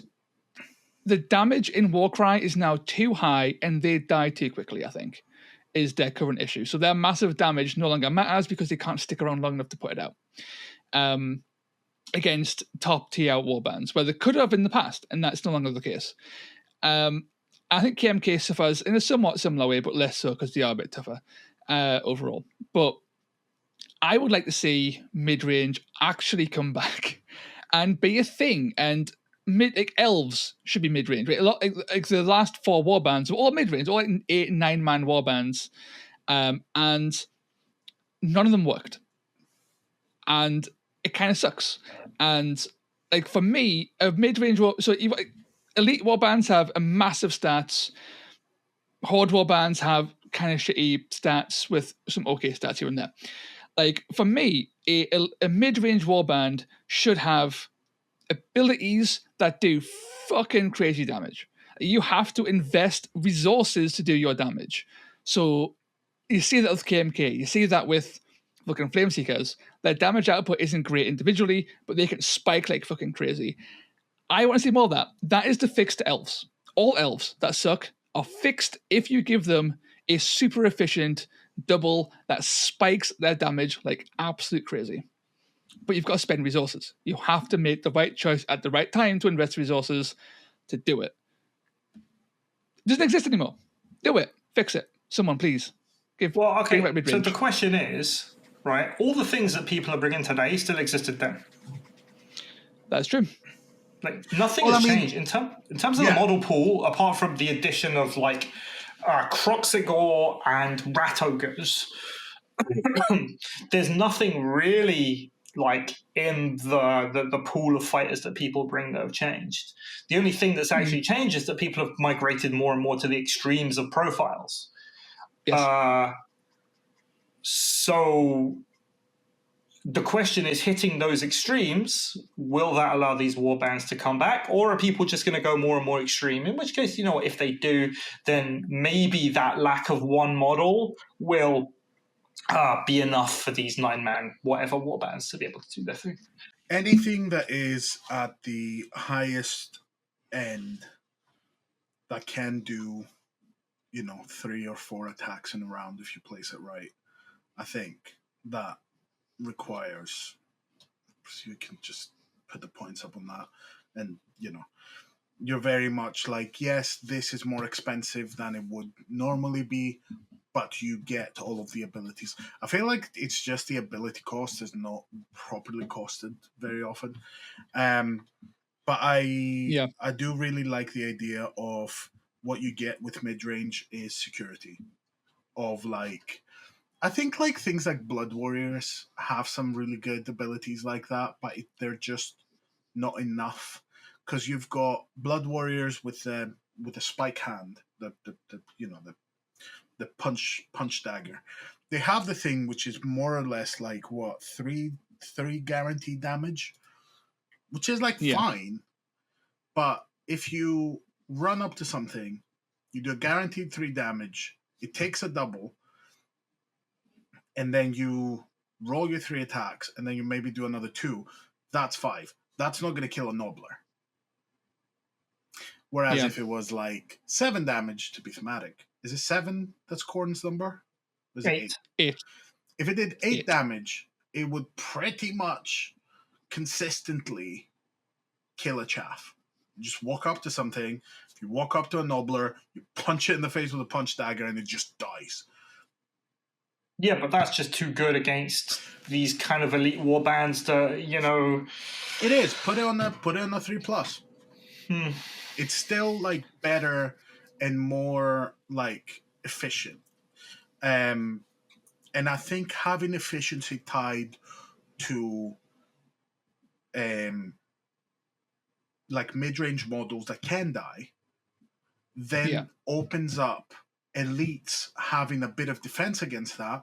And also, if you know that the Blood Warrior is getting too close to your Nobbler, you just push your gut lord in to make sure that you block it. Is It the gives issue? you Is the more issue? interactivity, basically. Like, because Stormcast are elite, right? Stormcast are elite, and I don't think Stormcast are that much of an issue being elites, right? They've got fine stats, and their defense profiles are heavily tilted towards their actual toughness, not so much their wounds, right? Yeah. They're looking at 20 to maybe 28 wounds, kind of, right, in that range. And that's 20. really killable. Most of them are 20. Yeah, so you can look at a big thing like Nelly Primes, 25 wounds. Horrible. They are nasty to fight. They kick like a ton of bricks. 25 wounds is really killable. Toughness be damned. That is a very achievable number. 42 wounds. It's achievable to 4, 8, and to 5, 10 damage profiles. Like 42 wounds on a tyrant is not achievable. That is, like, he's got less toughness. He's toughness 4, but he's got 42 wounds, and a mid-range warband can effectively chew through Annihilators, Liberators, whatever you want, if they're one of the better ones. They really can't chew through a 40 wound model or a 42 or 45 wound model that ogres can put out on the regular. Right? 30 wounds at the minimum, pushing up all the way to in the mid 40s is way too many wounds, and it's because their defensive stats are pushed in the wound category, and that's a fucking issue. Because then the mid-range stuff can't fight it at all. Like, they just get they don't do enough damage, then they get fucking slapped, and there's nothing they can do. Toughness be damned. And I don't know how to fix that. But an interesting solution was just that was thrown around in the Discord was ban all ogres from the game. And it's like, that's a drastic change.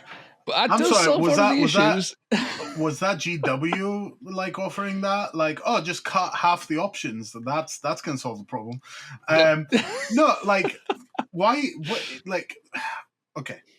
So this ties into the thematicness of like Stormcast. No one Stormcast can do the game alone, whereas ogres are much more individualistic. So it makes sense that you have a tyrant with 42 wounds. By the way, they're toughness 5. Yeah. A lot of Stormcast. Gutlord's T5 also. Yeah, a lot of Stormcast are... Because they're wearing a hat. Yeah, a lot of Stormcast are capping out at strength 5.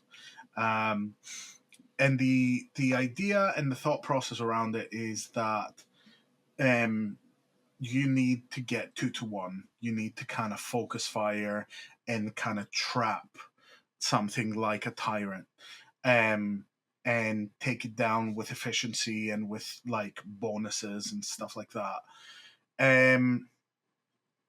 It works sometimes it works.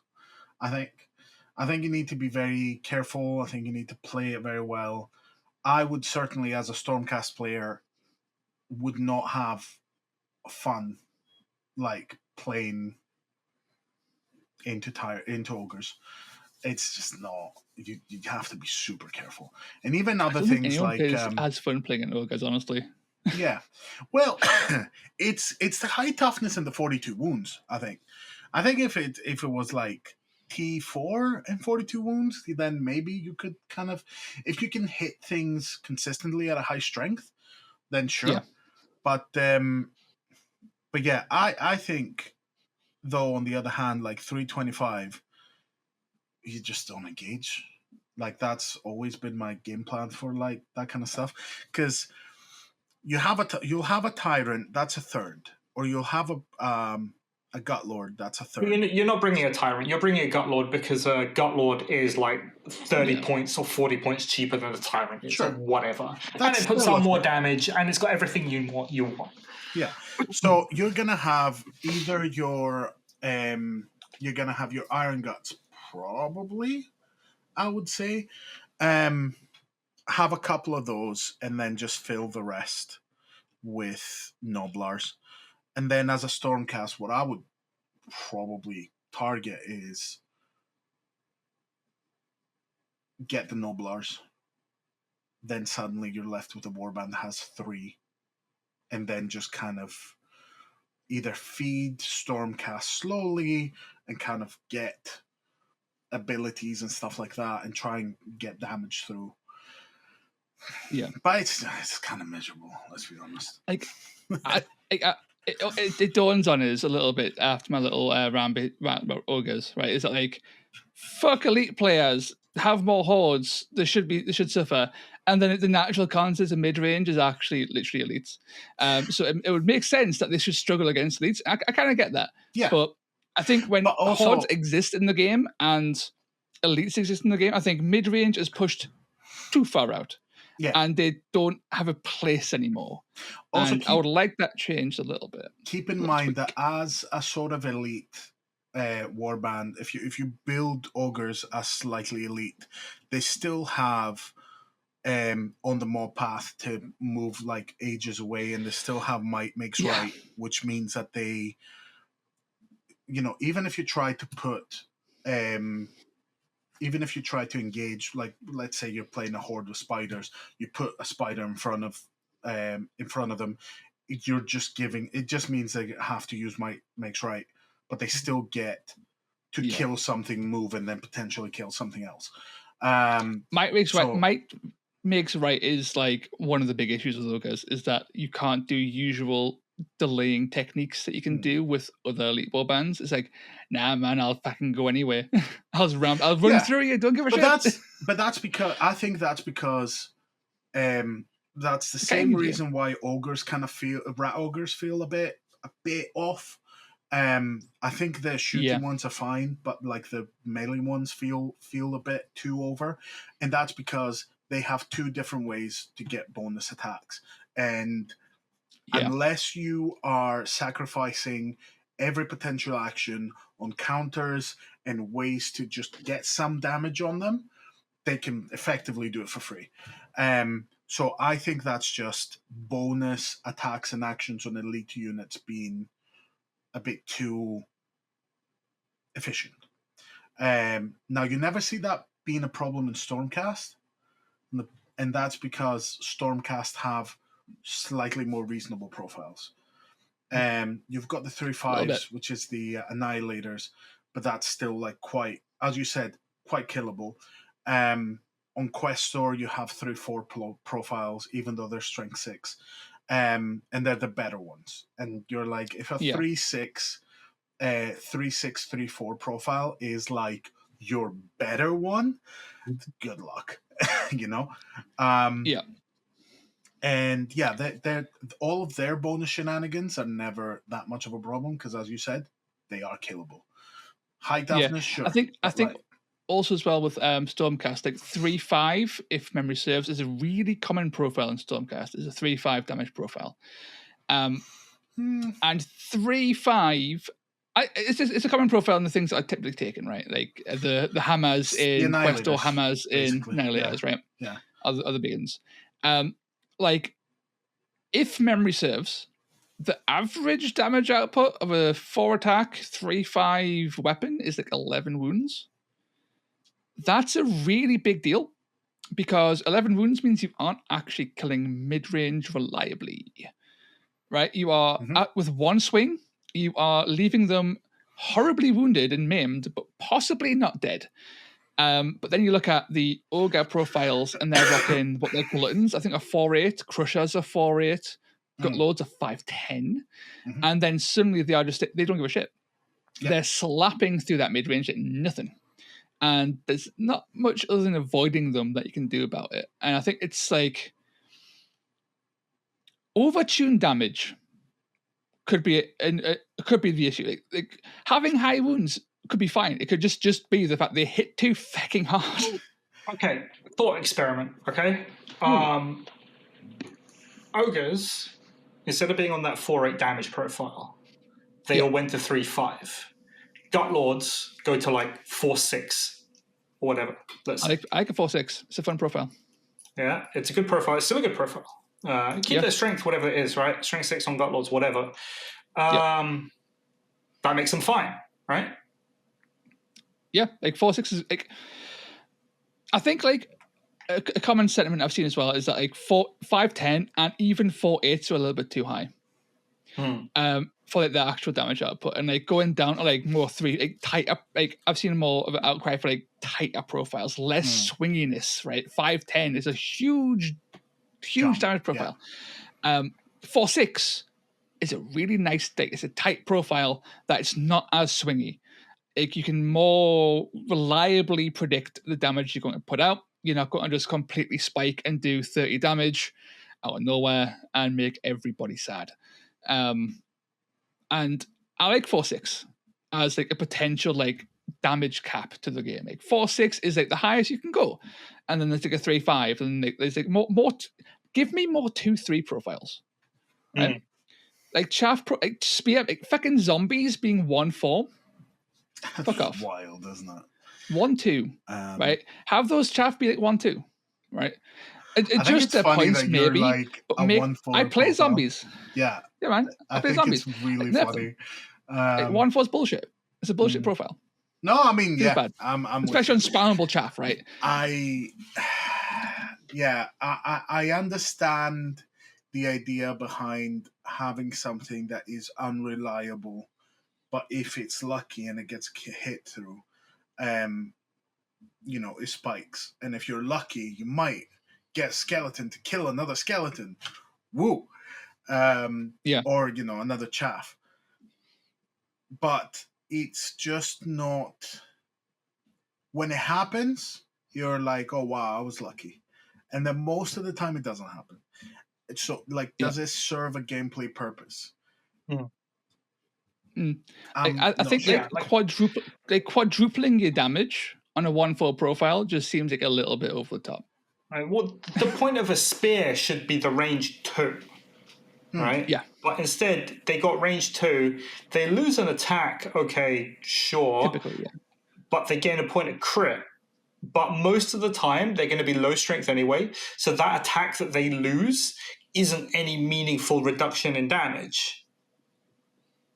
Yeah, you're less likely to be countered, if anything. Yeah, sure. Yeah, good point. So it's a bit of a weird one, right?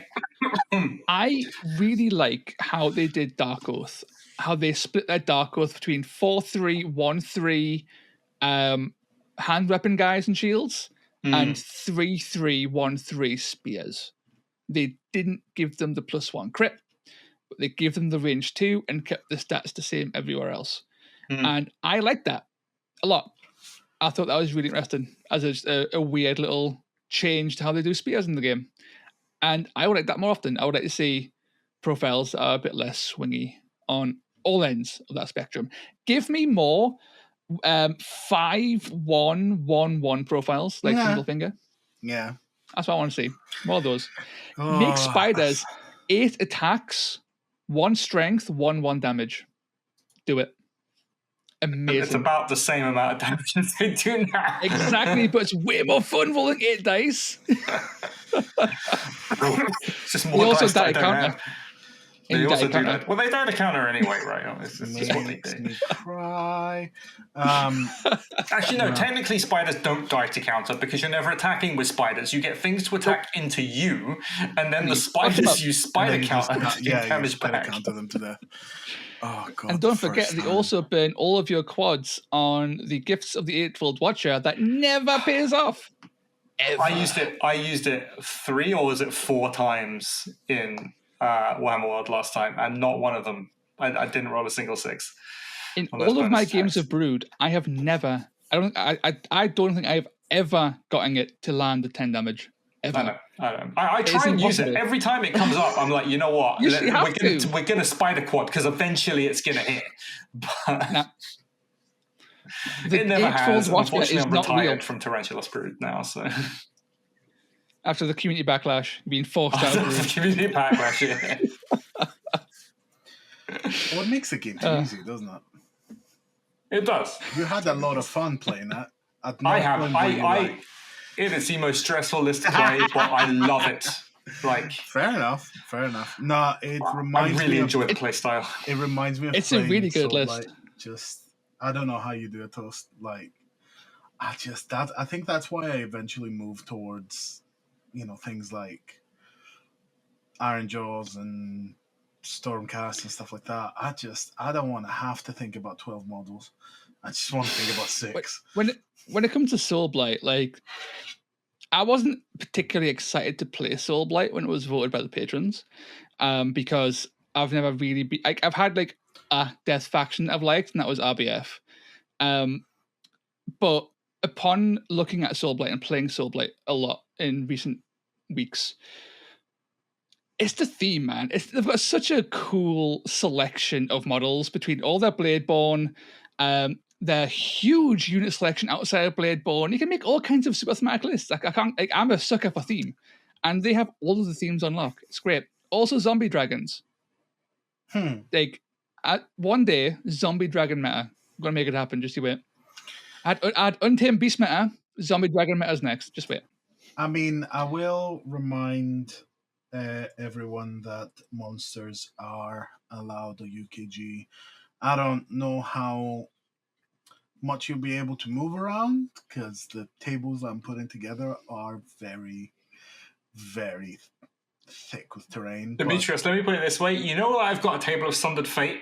It's not just Sundered Fate. It's Sundered Fate and a Moor Pit, and that thing takes up like half the table. So you're not landing. Exactly. Well, you're going to have very few bits of everyone movement. Instead, we'll go to abandon zombie dragon meta. They're too fat.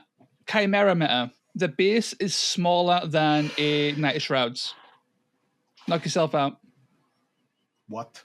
What are you talking about? Tiny. Chimeras are tiny. The Mountain Night of Shrouds doesn't about the same base size, right? Surely. Toast, are you smoking something? Like, Possibly. What are you talking about? Chimera base sizes are tiny. They're not big models. Not that small. Not that much bigger than a Night of Shrouds mounted, right? I am not listening to you. I am already Googling it. Right. Okay. Please do. Base. I haven't seen a Chimera in about 15 years, though, so you know. Size. You never know. It's a 60 mil by 100 mil rectangular base, right? It's the one that comes in Old World. Okay. That's the Old World one. Okay, that's maybe bigger than I thought. How much big is the Night of Shrouds? How much is the Night of Shrouds mounted? 75 by 42. But nowhere near. I mean, they're comparable. Yeah, sure, in that they're the same shape. Well, I see, yeah, because 75 to 100 isn't that much, and because you're... Yeah, but this is circles that we're talking about, so the is it an actual circle? Well, no, it's not a circle, no, it's like a massive oval, right? But because of the way surface area works, a Chimera takes up twice the amount of space physically on the board. I've got a theory. Oh, yeah. Uh-oh. Okay, so a Mindstealer Spheranx has a 90mm oval base. Yes. That's That's 90 by 52. That's almost Chimera sized, and no one on Earth has ever said, "Man, that Mindstealer Spheranx too big." And the Chimera can fly. Thing's tiny. You do realise that the reason why people don't bring chimeras to our events in the UK is because it's frowned upon, right? And basically you're labelled as that guy for the rest of your life. Don't take chimeras. That's the only thing stopping people from bringing monsters to these events. That's true. It's a shame. Don't take chimeras. You'd be shamed out of existence. I will say there is a... It is kind of obvious when you look at the lists at Warhammer World that there's a certain gentleman's agreement that we don't bring stupid stuff. Only take fun monsters. Yeah. Like Mutalith Vortex Beasts. I for one think that's a big positive for Warcry, and I think that's one of the main reasons why I'm really happy running events up here is that I feel like the most competitive people are the ones that bring things to prove that they work, which is kind of a lot more fun than someone showing up with two Gutlords, or two Slan. We go all out. We don't take two Slan. We meme and take 3. Yes. That guy was a legend. That was he did not do well at all, did he? Dead last. So I think that's commendable. I think in general, I think that's a really fun way to approach the game. I understand absolutely stretching the game to the end of what you can do with it, but I think there is a lot of positive in just kind of going for 3/4 strength. I think it makes a better tournament. I would agree with that. I can see why the US meta, which I would say is, as much as I joke with 3 as 1 chaff and Girth and stuff that they've got a pussy ass meta because they don't take monsters. I know why they banned them. It's because they can't help themselves. They were spamming it, I assume, to just ungodly levels, and then killed the game almost and had to ban it because they can't help themselves. Didn't Dan win Nova or Adepticon or something with Chimera Plague Bearers? I believe so, yeah. One of the very first events that happened in this edition. Yep. But I believe Chimeras were generally fairly common in early Warcry 2nd, and then they suddenly vanished. They were too cheap. They were 150 points cheaper back in the day. Warhammer World insists that you have to have Games Workshop models.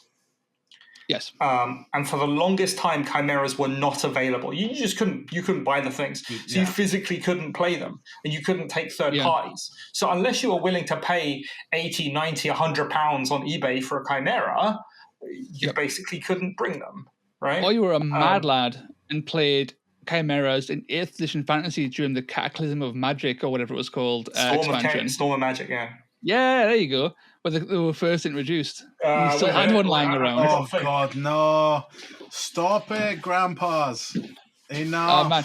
Honestly, you would love it. Seriously, look up Storm of Magic terrain, right? There was some absolutely baller terrain. Yeah. Look at it. Classic book. This book. Okay, I think this is going to be really funny if that's Demetrios, look at this thing. Had a wheel. Look at the wheel. It's got a wheel.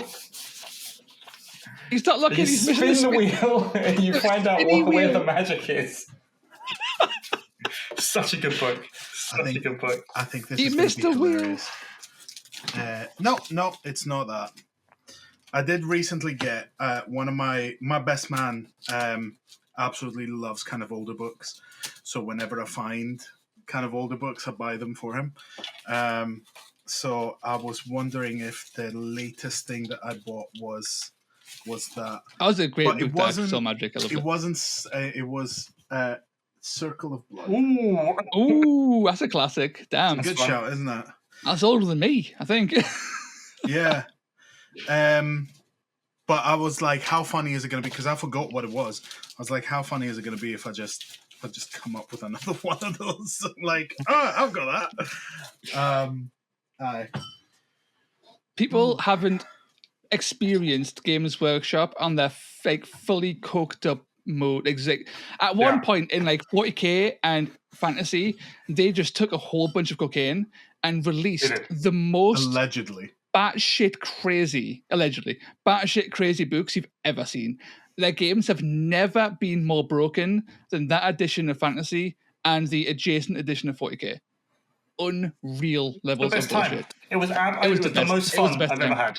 Everything was broken. It was great. You couldn't play ogres back then because Purple Son of Xerxes would just roll through your warband army and kill you in one shot. Yep. It's yeah, fine. It happens. Cool. Your 18 ogre swarm, instant death. Literally instant death. So you had to pass an initiative test. Right, and they were initiative 1. They were all initiative 1, so you had to roll ones to instantly die, to not die to Purple Sun. It was so good. And every list basically had a death wizard or a purple wizard, whichever one it was, a death wizard on some kind of flying thing, right? So Dark Elves would run a sorceress on a Pegasus so that they could go fly to the side of an entire army and shoot the Purple Sun right down the center of it.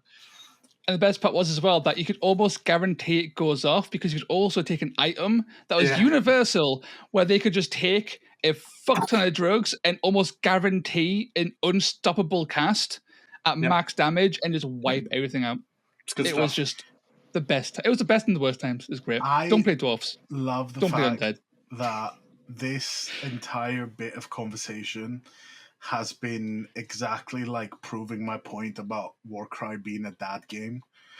Yes, Stat Cry. It's just you just get a few pints in, and I was like, back in the day.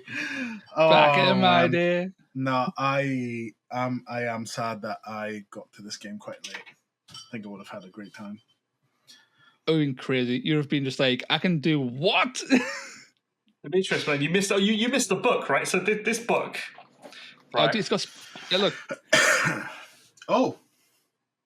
It has a spinner. Love it. The idea is you would spin every turn to find out where like the which law of magic was like in ascendance, and then you got like every army got like individual spells that they could use if you were in ascendance, and it was crazy. It was wild. Which law of magic is in ascendance? That sounds like astrology stuff. That's exactly what it was. Love it. And the terrain was crazy and magical, and half the time it would just fucking kill you. It was great. Yes, that's exactly what it did. Sounds good. We should get more of that in Warcry. If you can find Storm of Chaos terrain, like they're really good centerpieces. Mm-hmm. The watchtower, right? What was it? The not like the basic shitty Citadel watchtower, the box. There was like a big circular, like cylindrical watchtower that was fantastic. Oh yeah, I can't quite picture it, but I do vaguely remember it. It's pretty cool.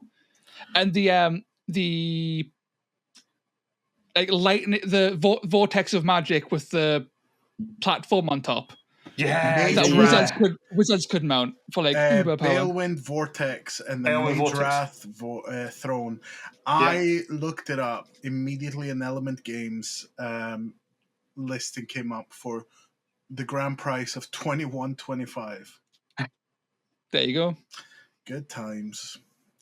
Back in the day, man. Games Workshop was cheapest chips. It wasn't, but yeah. No, it really wasn't. It was reasonably priced. It's just it never was. It was never reasonably priced. It's just no. Like once you I saw someone do the maths on it, right? I was like, once you factor in like inflation and shit, like the price of like the game hasn't actually gone up all that much, like based on like how much money's actually worth on the time it was cheap and shit. But even if you take into account inflation, wages haven't jumped as much as that, so that's why. Well, I mean, the head James Workshop isn't our Chancellor of the Exchequer, so unfortunately we can't blame him for these things. Hey guys, should we wrap this up? We've been going for like 2 hours and 20 minutes, and we're basically rambling at this point. We're rambling. We're all drunk on tiredness. It's not even midnight. We're all old. Falax is the baby of the group, I think, right? How old are you compared to us? 32. Nice. Yeah. 33. Fucking children. There you go. Airtan was doing tournaments before you were born. I literally 25 years ago I started playing. No, more. 28 years ago I started playing Warhammer. So I was 4. That's wild. That is crazy. I love 28 years ago I started playing Warhammer 40k. I think you have the best skin out of all three of us. Definitely. So, we're all going grey. Like we're greying. Aitan's just rocking there with his fucking. Dude, I lost mine. Not a single grey hair, but my hair just left. So, like in my mid-20s, it was like, fuck it, I've had enough. I'm gone. Oh man, I've got family genetics that mean that I will be very white very shortly. So that's exciting. I don't mind.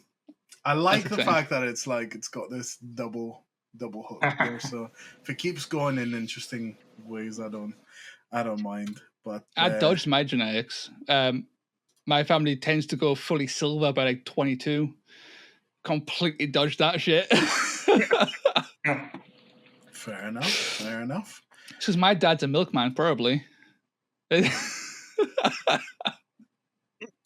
This has been Wild Dice. Thank you all for putting up with us for a good, for at least couple of hours at this point. Or a half hour after Toast finishes editing it down. After we take all the bad stuff out. But yeah, no, listen. Thank you all very much. Leave a comment underneath. Let us know what your thoughts are on any of the topics that we rambled about. If you're going to Adepticon and you want to share what you're rocking, let us know. If you see this after Adepticon, let us know how you found it. And if YouTube or Spotify has sent this your way and you're a new player, let us know how you feel about it. Let us know how our ramblings of some veterans at this point. If you think we're right, if you think we're wrong, if you think that we should shut up, let us know in the comments down below. We are luminaries. Listen to us exclusively. But yeah, let's do the roundtable. So, Eitan, where can people find you? Yes, find me at YouTube, Off Meta Musings, offmetamusings.com. I talk about Warcry mostly, 90%, 99%. Come along, have a good time. Toast is there, you're there. We can have a good chat. And Adam? You can find me right here. You are already here. Just hit subscribe. You're already here. I don't know why I don't leave you. I don't leave you for last every time. I think it's I don't know. Yeah. Farlax, where can we find you? You can find me on... The easiest way to find me is on Instagram. I have channels everywhere that I'm building up for Warcry UK, which is the premier Warcry tournament experience. Damn right. It is. It really is. It's because it's the only one. It's the best Warcry tournament experience you will get, unless you know of any others, in which case it's probably still the best. No, listen, plenty of tournaments coming up. UK Games Expo, we are having a competitive day and a narrative day.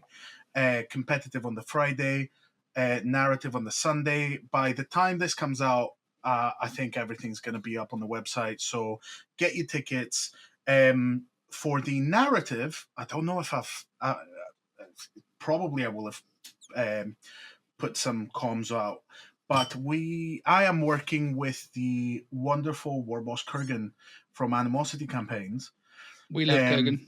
To do a narrative campaign set in the Ravaged Coast. Lots of Emberstone to be plundered, so very excited about that. So that's end of May, start of June at UK Games Expo, and you can get the tickets on their website. After that, we have a summer of local tournaments up in Scotland. Potentially the north, but I will let other people marinate with that thought. But Honestly, if you message Steph on Discord, right, she will drag me kicking and screaming into a shop and go like, get this guy a tournament and make him do it, and she'll make us do it. Just she's the boss. I'm happy to help get some tournaments going wherever it is. But yeah, September, it's a bit further out, but September is shaping up to be a tournament month.